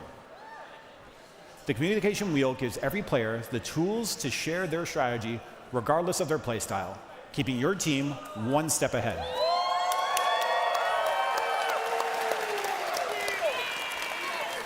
We covered a lot of subjects, but what about weapons? We know how much players love their weapon skins, and now, for the first time in Siege, you can check them out with Weapon Inspect. I know, we've been looking forward to Weapon Inspect just as much as you have. Rifles, pistols, shotguns, Siege has over 100 weapons in the game, and you can inspect every single one of them on the battlefield. Now is the time to flex your favorite skins and appreciate every single detail. You're about to see all of these changes in action in a 5v5 show match with your favorite creators. But before we get there, I wanted to take a moment to speak directly to all of our veteran players and community. I'd just like to personally thank you for making Siege what it is today. I myself am a year one player, and the last 10 years have been incredible. Thank you for the laughs. Thank you for the revives. Thank you for the adrenaline pumping clutches. And thank you for the EMPs and cover fire as I was trying to open the main breach as my boy Thermite.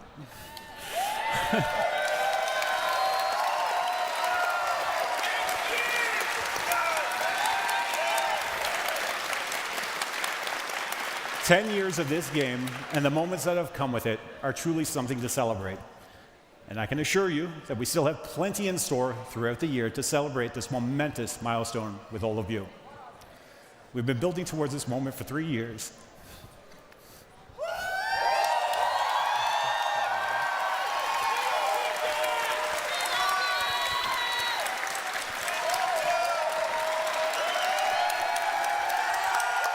All right. We've been building towards this moment for 3 years, and it feels unreal to finally be able to share it. Siege X marks the beginning of a new era of Rainbow Six Siege. This is our commitment to keeping Siege at the top as the best team-based tactical shooter out there.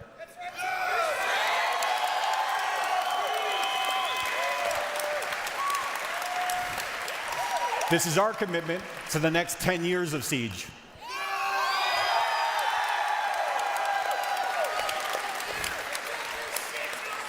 And this is our commitment to you, our players, for being here this whole time. Thank you.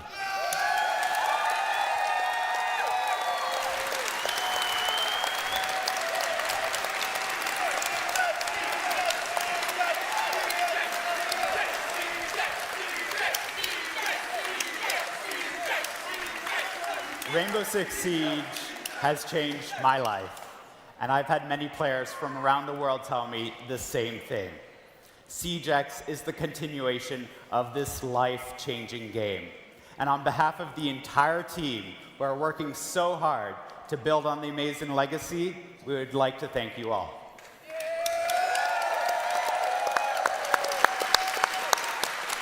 The stories you share, the friends you make along the way, and the passion you have for the game inspires us to always make Siege better. And we have one more announcement. As you know, our esports event, Reload, will take place in Rio de Janeiro, Brazil, this May.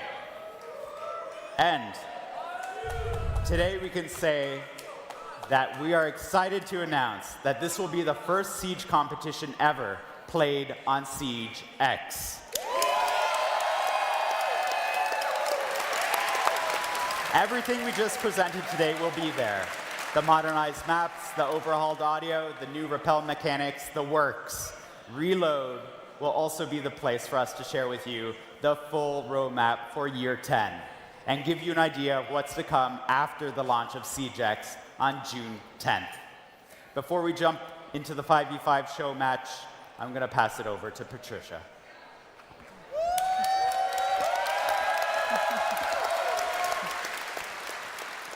Wow. Thank you so much, Alex and Josh. Incredibly exciting updates. Wow. And now, a little surprise for all of you Ash fans out there. Let's take a look.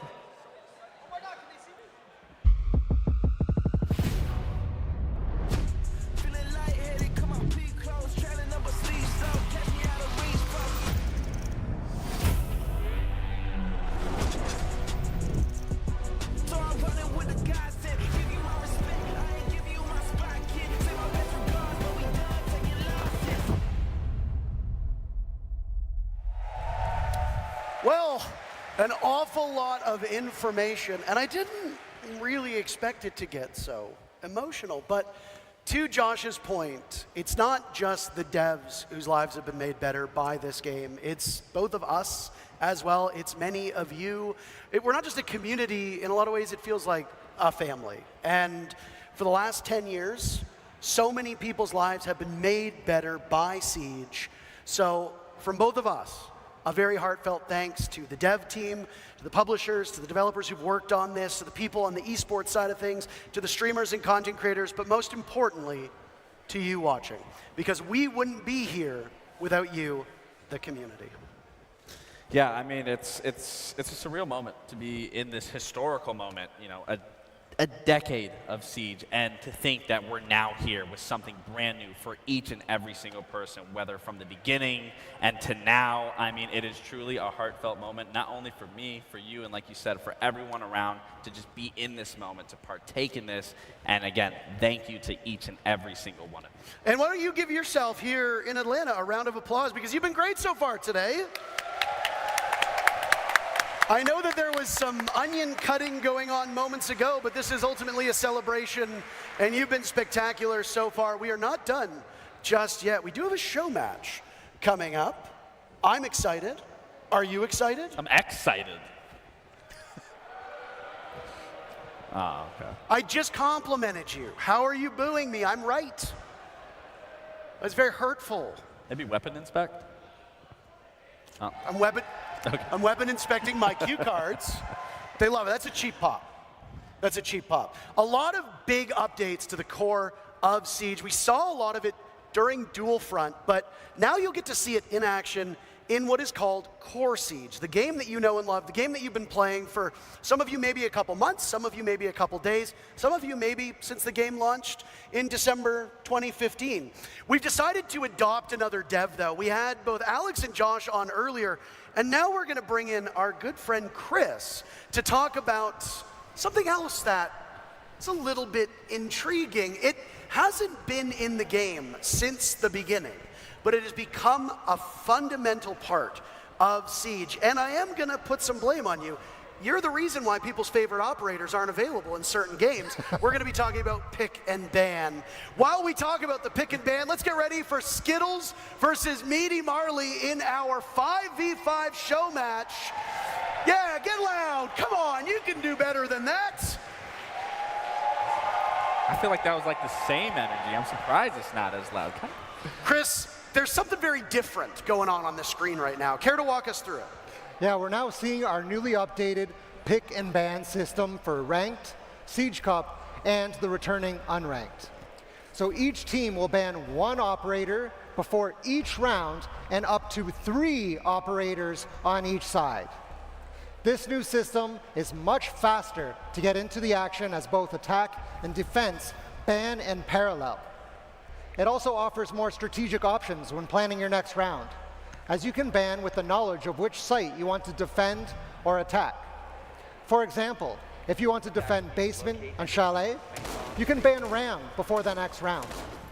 You can also act on information you gain throughout the match. So if you notice they have a good smoke, you can take him off the table and force your opponents to switch up their defense. We are excited to see how this shakes up the meta. You can ban more ops, it's faster, and you have more intel to inform your decisions. We have a specific adaptation of this system for our esports competition. You'll see the esports version of this new pick and ban system in action for the first time at the Reload event in May in Rio, Brazil. Thank you very much, Chris. Is there anything you want to add just before we say goodbye? We've unadopted you now. You're free to go. While we watch the game, is there anything about the pick and ban that you want to touch on? I don't want to really touch on the pick and ban because we already went over that, but I will say, once again, thank you so much to our players. Thank you for today. Thank you for coming. The creators, the casters, our dev team, thank you so much. And we thank you as well. It's a joint effort. There are a lot of people who worked tirelessly for countless hours to make not just Siege X happen, but this Siege X showcase. Lots of people behind the scenes. You get to hear and see our faces, but we're not here without the other people who are operating the cameras, the mics, production, and all of that. So a heartfelt thank you to them as well. So there we go. You're supposed to clap. You're supposed to clap too. Caught on in the end. Now, one of the things that was touched on by the devs was that destructible ingredients, and we saw it immediately. Meaty Marley meleeing the fire extinguisher, and another one just went as well. Now, you can wait and let those destructible ingredients go off in the cut and thrust of a match. Or if you think that they might hinder you, you can get rid of them real early on. There's variations to it. Again, it adds that core element of Siege that we all know and love, that you can outsmart an opponent. You can just get rid of it entirely. I love that you are able to, whether you want to deal with it or you can get rid of it right away. It gives that option, which I always can appreciate, that it's not necessarily forced. But again, the fact that this is now another element in these maps, such as Clubhouse, does change the dynamic of how this map can be played. For me, instantly, when I think about rotating, you hit that active ingredient to make those pipelines go off, to cut off that rotate, whether that's an attacker, whether that's a defender doing that, it just creates another element to Siege. Now the team's on your screen, as you can see, on the bottom portion, Skittles, Eldit, Macy J, Varsity Gaming, and Yo Boy Roy on one side. And speak of Roy, you said his biceps looked a little bit smaller, but the man is carrying his team at the moment. You know, I think he got his workout in. I think the blood's flowing in the biceps. They're filled now. I mean, he got 2K. He just hit a frost mat, so honestly, leg day isn't looking too great. Can't lift that up unless you don't have a strong core, so we might have to take that back for the next round. But I mean, it was like 1v1. And Varsity clutches it out. They took him to the academy. They did. First round on the new look of Clubhouse. By the way, Clubhouse is one of the 5 maps that have received a visual update / visual overhaul. And as Chris mentioned, we don't just have the pick and ban at the start of the match anymore. You ban operators between rounds. So in round number 1, the attackers didn't want to deal with the Valkyrie, so they got rid of it. The defenders didn't want to deal with a Monty, and now they don't want to deal with the Blackbeard. Hey, let me say this. This isn't an esport event, but even the casual community says, we don't want to play with shields. Let's get rid of them. So a Blackbeard ban and a Bandit ban, and the one thing that you can lean upon from your experience playing is a Bandit ban by the attackers comes in because you are expecting your defending opponents to go to a certain bomb site. Now, it looks like Team Meaty Marley will go down to basement, where Bandit isn't necessarily as critical. Kaid tends to be a stronger operator here, but no Bandit means that church wall downstairs, it's gonna stay intact and will require some other type of denial, which, by the way, Meaty Marley, his team is not bringing at all. Yeah, and again, it creates a completely What is this? For those who are new to Rainbow Six Siege, don't do that. What is that? Hey, it's okay to do that. This could be used in a way that we've never seen before. Do you think that we're about to witness a new competitive esport meta? Absolutely. With a triple unreinforced panel and a lone mirror window? Yeah, absolutely. I've seen, you know, what haven't you seen in Siege?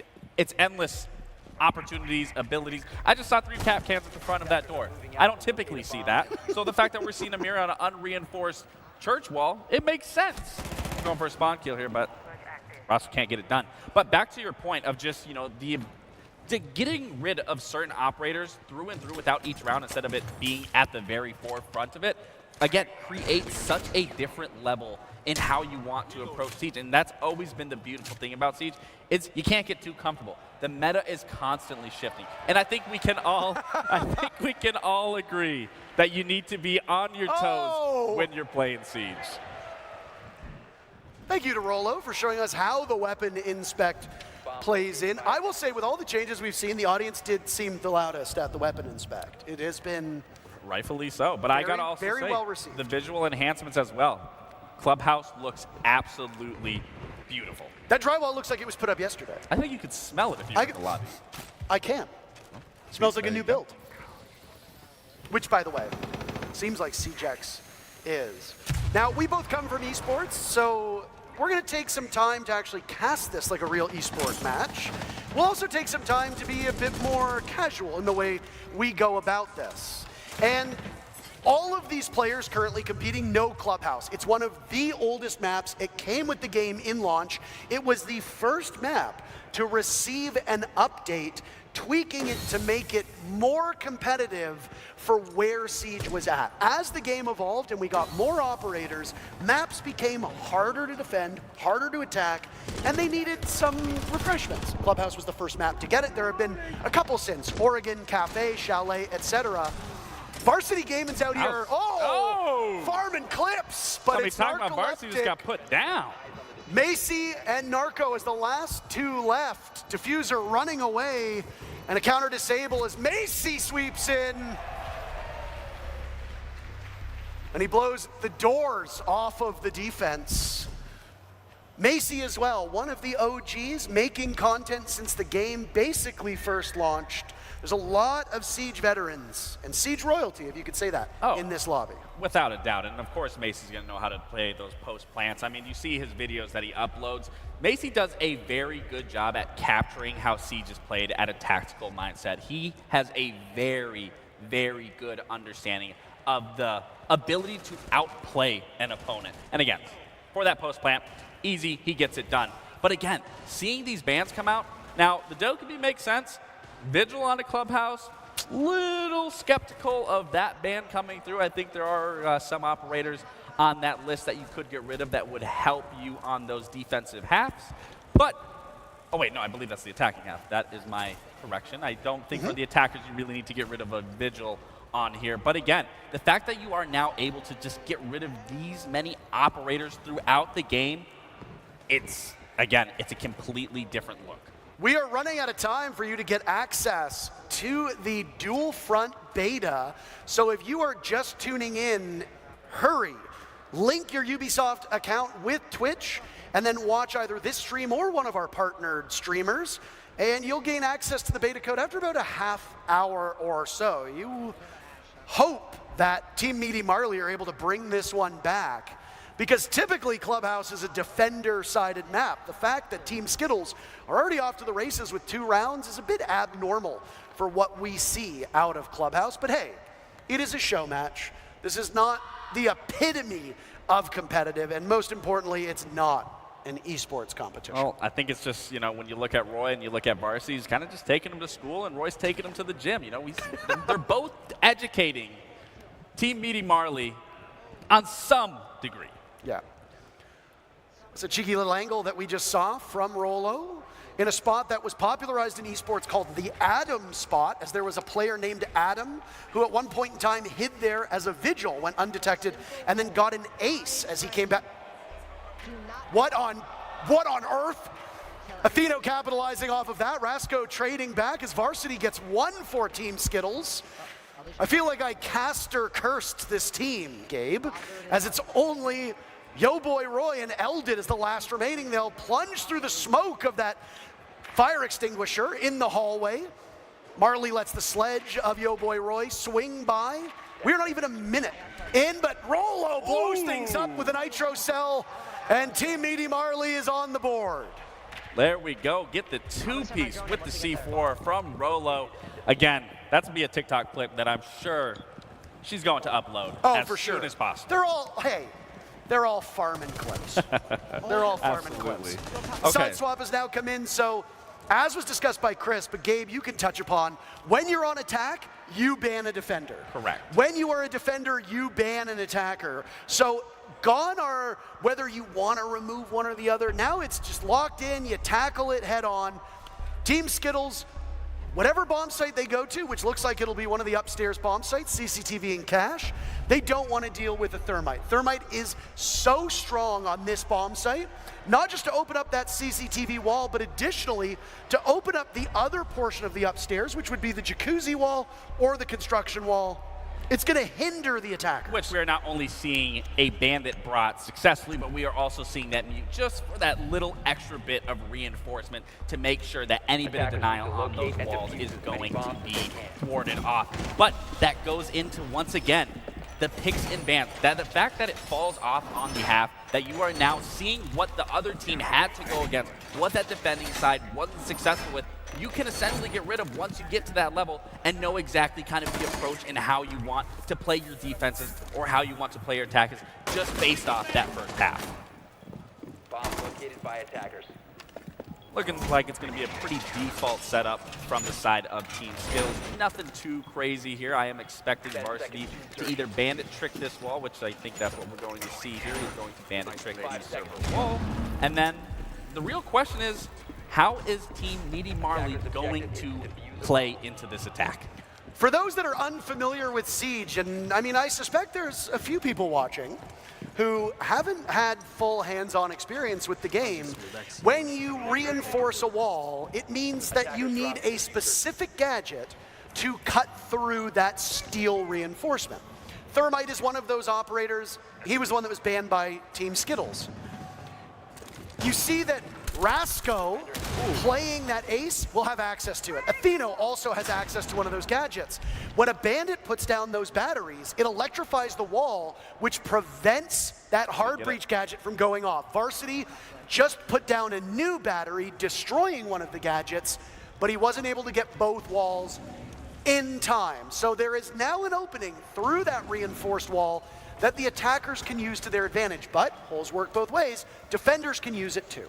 And the question is, I mean, we have a lot of intel. We've always stressed throughout Siege, intel, intel, intel, and we have that not only with the Valkyrie, but then with the Echo. So it's a question of, they have nothing to find these cameras. They have to be vigilant of where they're planting, where they're going to be trying to entry from, and seeing if they can find this intel, where I am going to be expecting Team Skittles to be utilizing that to the best of their ability. And we could see an engagement here happening in construction, where we do see Varsity go down. He's now getting taken to the gym from Atheno, and it's not looking too good for Skittles. I mean, when you're playing on Bandit, your primary job is to keep those walls electrified. And Correct. Varsity did that for the most part. To die early, we were about halfway through the round, it's not terrible. I mean, you never want to be the team to give up the first kill. Skittles does trade it back a little bit later, and then Roy will give the advantage to Skittles. They sacrificed Varsity, and I guess the rest of the team was like, now we can play a little bit better. And they very quickly turned this around. Now Skittles is on the board for this round as well. Every single player in the lobby with a kill. The team's evenly balanced to this point.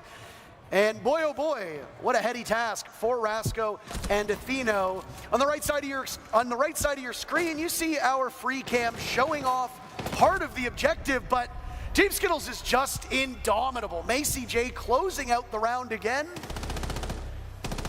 Team Skittles had surrendered the previous round to Team Meaty Marley, but Team Skittles going back to a 2-round lead. Again, it's that information game. They were playing beautifully with that, going for spawn peaks, running out, capitalizing on those moments as we just saw in that last where Skittles jumps out the window, grabs that kill onto Atheno. So again, this is going to be important when you're going into this ban phase.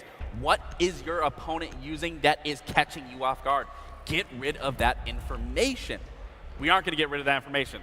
So that's a little unfortunate, but to say the least for Roy, I think he's going to be a little actually, no, they banned that. So Roy is actually banning his favorite character of Castle. That's kind of a questionable choice on my end because, as we know, he loves Castle. Everyone knows he loves Castle. He makes strats with Castle, and now he's eliminating. So then it makes me question then, are they getting rid of the Castle because they know exactly that they're going to try to copy Roy's strats that we've seen through and through on all social medias?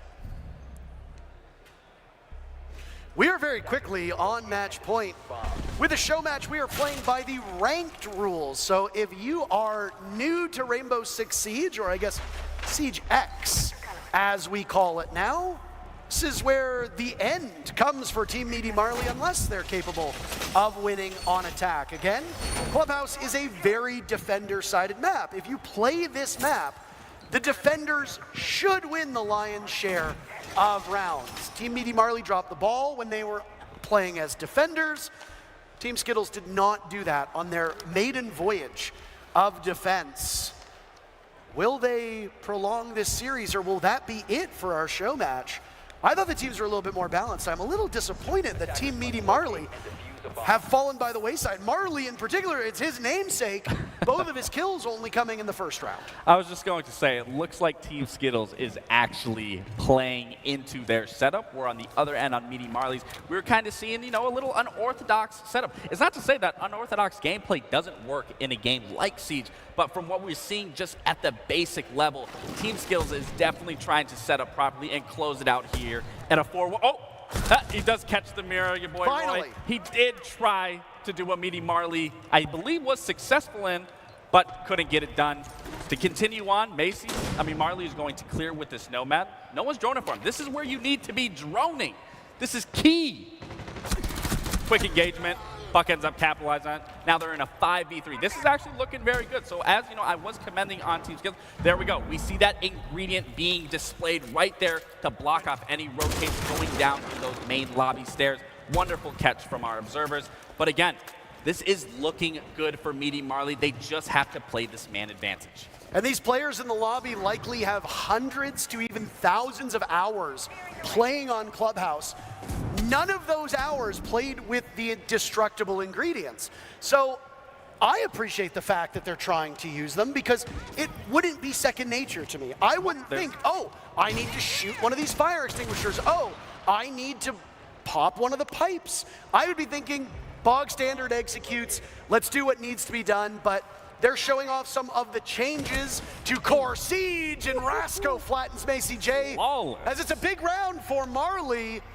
And this game is not over yet. I think Marley's team heard what you're saying, that you're a little disappointed in their gameplay, and then they go into probably one of the hardest sites to try to take as an attacker, and you do it flawlessly. So again, it's going to be a question of what are you going to ban here to try to get you to push it to an overtime.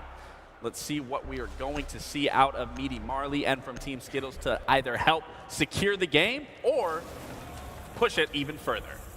So now we're seeing the Bandit. I would have rather seen the Bandit come out sooner when you are on that attack, but we are seeing the Ace, so they are getting rid of 2 hard breachers and that ability of Thatcher being able to help assist with those. I mean, I think the thing with the Bandit ban is that when you go into that second half, you don't know what bomb site it's going to be played on, right? And Bandit really isn't the strongest denial operator on that bottom floor bomb site. You like to see Mute, you like to see Kaid. Sometimes teams won't even run any denial. So if you ban a Bandit on that church bomb site down, or on that church bomb site down below, it's a bit of a suboptimal ban. Now that that bomb site has been locked out, they're not going to go to it again because they, you know they're going to rotate through. You know they're going to go to one of the upstairs bomb sites. Now you can leverage that knowledge into a better ban, and that's exactly what we saw. Bandit is far better upstairs. I think Team Skittles learned their lesson. They aren't going to play as aggressive. They have a lot of stall. They have Macy on tuber route to be able to use those tuber route canisters and to be able to slow down those hard breaches. Oh, you don't take damage in prep phase. That's actually good to know. That's it. Okay. Yeah, you don't take any damage in the prep phase. That is actually, I think, farly beneficial that you don't take that damage if a teammate accidentally shoots it, punches it, whatever that is. I do enjoy seeing that. I think it's pretty understandable that in the onset, teams will destroy those destructible ingredients early until they figure out how to use them to their advantage, right? You don't want to be in a position where suddenly a rotate is cut off for you as a defender, or suddenly there's a burst of smoke that you're not accounting for. Take care of them in the prep phase. Beautiful shot by Nugget to get rid of Macy J. Team Meaty Marley on attack, doing quite well. I guess it's just an attacker-sided clubhouse. Now, I am curious in terms of denial. Obviously, we have many things that can deny many things across the board. Now, obviously, with those pipes, when they are destroyed, it does emit that fire. I am curious with a Zoto canister if that then does freeze up the fire, delays it, and then it will explode almost immediately after. I would love to see that if we are able to, but not sure if we will, but we will be able to test it ourselves. These are questions that will be answered when we get greater opportunities to play the core of Siege. A reminder to everybody about getting access to that beta code. It is for Dual Front, not for the core Siege game you're seeing now. If you want to play what you're watching, you got to play regular Rainbow Six Siege at the moment. But the beta code that will give you access to Siege X is for Dual Front. Your favorite creators will continue to stream for about an hour once we're done the official broadcast, which is in a couple minutes, frankly. Once this show match is done and we talk to the winning team, we'll be saying goodbye, and then your favorite creators will continue to stream. And if you watch them and one of the partnered streamers, you can still gain access to the beta code. All you got to do is link your Ubisoft Connect and Twitch account, and you'll gain access to the beta code for Dual Front. That's available on PC and current-gen consoles. Well, Parker, I am as excited as everyone else is to get my hands on it, but what I'm even more excited is to see this engagement of the Kaid taking that engagement onto Hot Tub, and then an immediately collapse of them trying to take site. Marley does a great job taking over construction, but Varsity once again taking it, to school. It is on Marley for his team to keep them alive. If Marley fails here, that's the ball game. And it's a strike down the middle from Varsity Gaming. Team Skittles will win the very first Siege X showdown. Look at how happy he is. You can just tell how much it meant to him. I mean, look at all of them. They're stretching. It's just another day in the office. Look at Macy. He's like, oh, look, this was easy. I mean, show matches are for fun. We're here to showcase the new goods, but these are ultimately for fun. Teams are going to play operators that you might not see all that frequently. They're going to play operators that might not be in the meta. They're going to play bomb sites that you might not see very frequently. But we got to see in that particular map what the visual overhaul for Clubhouse looks like. We got to see the new pick ban phase in action. We got to see those destructible ingredients and how they factor in to the goings-on of a round. I mean, whether it's the destructible ingredients whether it's the audio overhaul, whether it's the picks and bans across the board, we are entering a new era where metas are going to be shaped and defined all over once again for this. Well, you heard from him earlier today, and he's the winner. So why not hear from Skittles again? We've got Patricia down on the stage. She's having a preliminary chat with him. Hi there. I am here with with Skittles and Team Skibbles. Please give it up one more time. How you feeling with this win? Easy. I mean, you know your way around Siege so well. 10 years, right? Yeah. Do you have any advice for people who are yet to get their hands on Siege X? Take everything in. It's a completely different game. There's so much to learn. As you guys all saw, there's like a whole new band system, new lighting, new sound, gun inspection. There's so much to learn now. Just take it all in. Amazing. Well, thank you so much for your time, Skittles. It's been an absolute pleasure to watch you play. Thank you. All right, guys. So I'm about to take off, about to conclude, but before I pass you down to Intero and Laxine, I just have a quick word of gratitude. I have been a part of this game for 10 years now. I can't believe it. Yeah, woo, Siege. And in that time, I have met so many incredible casters and fan artists and creators and devs and cosplayers, and it really is my honor to be a part of what is very much a global community that is Siege, right? And so I just wanted to say I'm so thrilled for you all, so thrilled to see what's coming next and how it continues to bring you all together. Thank you again, everyone. Appreciate it. Awesome. Okay. Thank you very much, Patricia. Gratitude has been a constant theme here in Siege X, and I gotta say, it is really cool to see so many of the people who voice characters in our game show up at events. Patricia is just one of many that we have had an opportunity to meet at events all over the globe, and again, we're not here without you. Today was fantastic. I was a little bit nervous about this event because I know how much Siege means to so many people, and we knew the stakes, Gabe. But if anything, today should show how important this game is and how excited people are for the new era of Siege X. I mean, not even that, but just for everyone involved in the Siege community, whether new or old, this is a moment for every one of us to enjoy, to take, and to appreciate, and to just live in this moment and to carry it for the next 10 years of Siege and on Siege X. I mean, if it's really 10 years, I will be in my 40s, which basically in gaming years means that I am on the verge of the retirement home. But we got to see the new 6v6 game mode Dual Front. We got to see core gameplay updates. We got to see them in action in Core Siege in 5v5. There were lots of goodies, and we're not quite done yet. You can still gain access to the Dual Front beta for the last time. My call to action to you: connect your Ubisoft Connect account and Twitch. Watch either this stream or soon to be the partnered streamers, because we're about to wrap up, and you'll gain access to play Dual Front later today on either PC or one of the current gen systems. It has been one heck of a day, and it is a great honor to be one of the two people to take a moment to pay tribute to a game that has made our lives better, but has also just made our lives, period. Yep. Think about where we would be if it wasn't for our involvement in Siege. You've been involved for almost a decade. I've been involved for coming on 8 years. That's crazy. So thank you to you, the community. Thank you to Ubisoft. Thank you to all who took part. Yeah. Cheer for maybe the last time. Absolutely. Thank you to Alienware and Blacklight, our sponsors.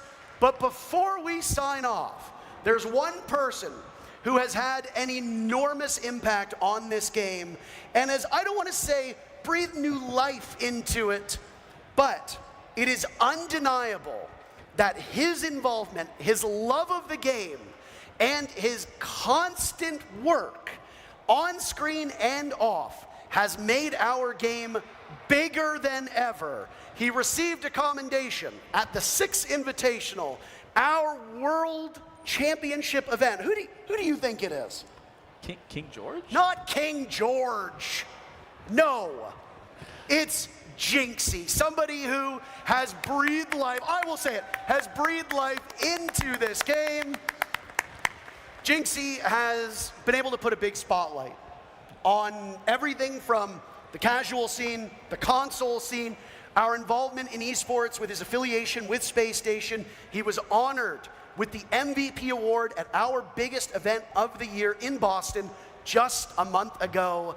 So many people are here because of him. This game is here because of him. And before we toss to him, do you have any experiences with Jinxie? Do you have any anecdotes to share? You know, I said this in Boston, I'll say it here. I went into Jinxie's stream when he was averaging 10 viewers, 9 viewers, and something that has always stuck with me every time I've had my interaction with Jinxie is he's stayed to his character through and through. No matter he was at 10 viewers, no matter if he's at 90,000 viewers. It is so important to just remember who you are, to stay true to who you are, and Jinxie is truly the epiphany of that. And it's not just Jinxie himself, but the people around Jinxie. I mean, he's hosted console creator events. He's hosted his World Cup events. He's got friends that he games with quite regularly who now themselves have a career. Some of them have homes because of this game and the money that they're able to make by highlighting our game and being a part of this community. It's not easy being a content creator. It's not. It takes a lot. And again, I mean, for everyone involved, everyone plays a ginormous part to that, because without all of us, we all can't make this happen through and through. Yeah, whether it's on the traditional platforms like YouTube or Twitch, or whether it's on the newer platforms, TikTok being the big one, Instagram Reels, YouTube Shorts, there are different ways for content creators to get involved. And today, SiegeX was everywhere on social media. And the hope is that that carries forward, because it is really a new era for our game. I don't stream much these days. I don't know if you do, but it's kind of given me that itch to get back into it. It is, and I mean, I think we can start our duo shit back up. I think we should play together again. You think we should stream together again? I think we should. You want to be a brand risk? You think we should be brand risks when we stream? I don't think we're ever brand risks when we stream. No, it's always fun. And the thing with you and I, and to go back to the point about community, is that through this game, you and I met years ago, and it's a friendship that has transcended gaming spaces. Brotherhood. And it's a friendship that you and I share, not just on screen, but off screen. Absolutely. As well. So thank you again to all of you. Just waiting on information regarding Jinxie. I mean, what information do we need on Jinxie? We've already, I mean, he's the face. He's that guy. He's him. Yeah. I mean, so many people are streaming and watching this game, by the way, but I mean, like, Jinxie's, he's the king. He is the king. He's not the King George, he's the King Jinxie. For those that are unfamiliar with the scene, by the way, King George was, for a period of time, one of the biggest streamers. He is a world champion himself. He came from the esports scene. He still streams. Unfortunately, he's not here, which is a bit unfortunate. I would have liked to have seen him. Well, it's hard to see him. He is kind of short, too. And now he has a bidet company. He does. Yeah. I do have one. He sent me one.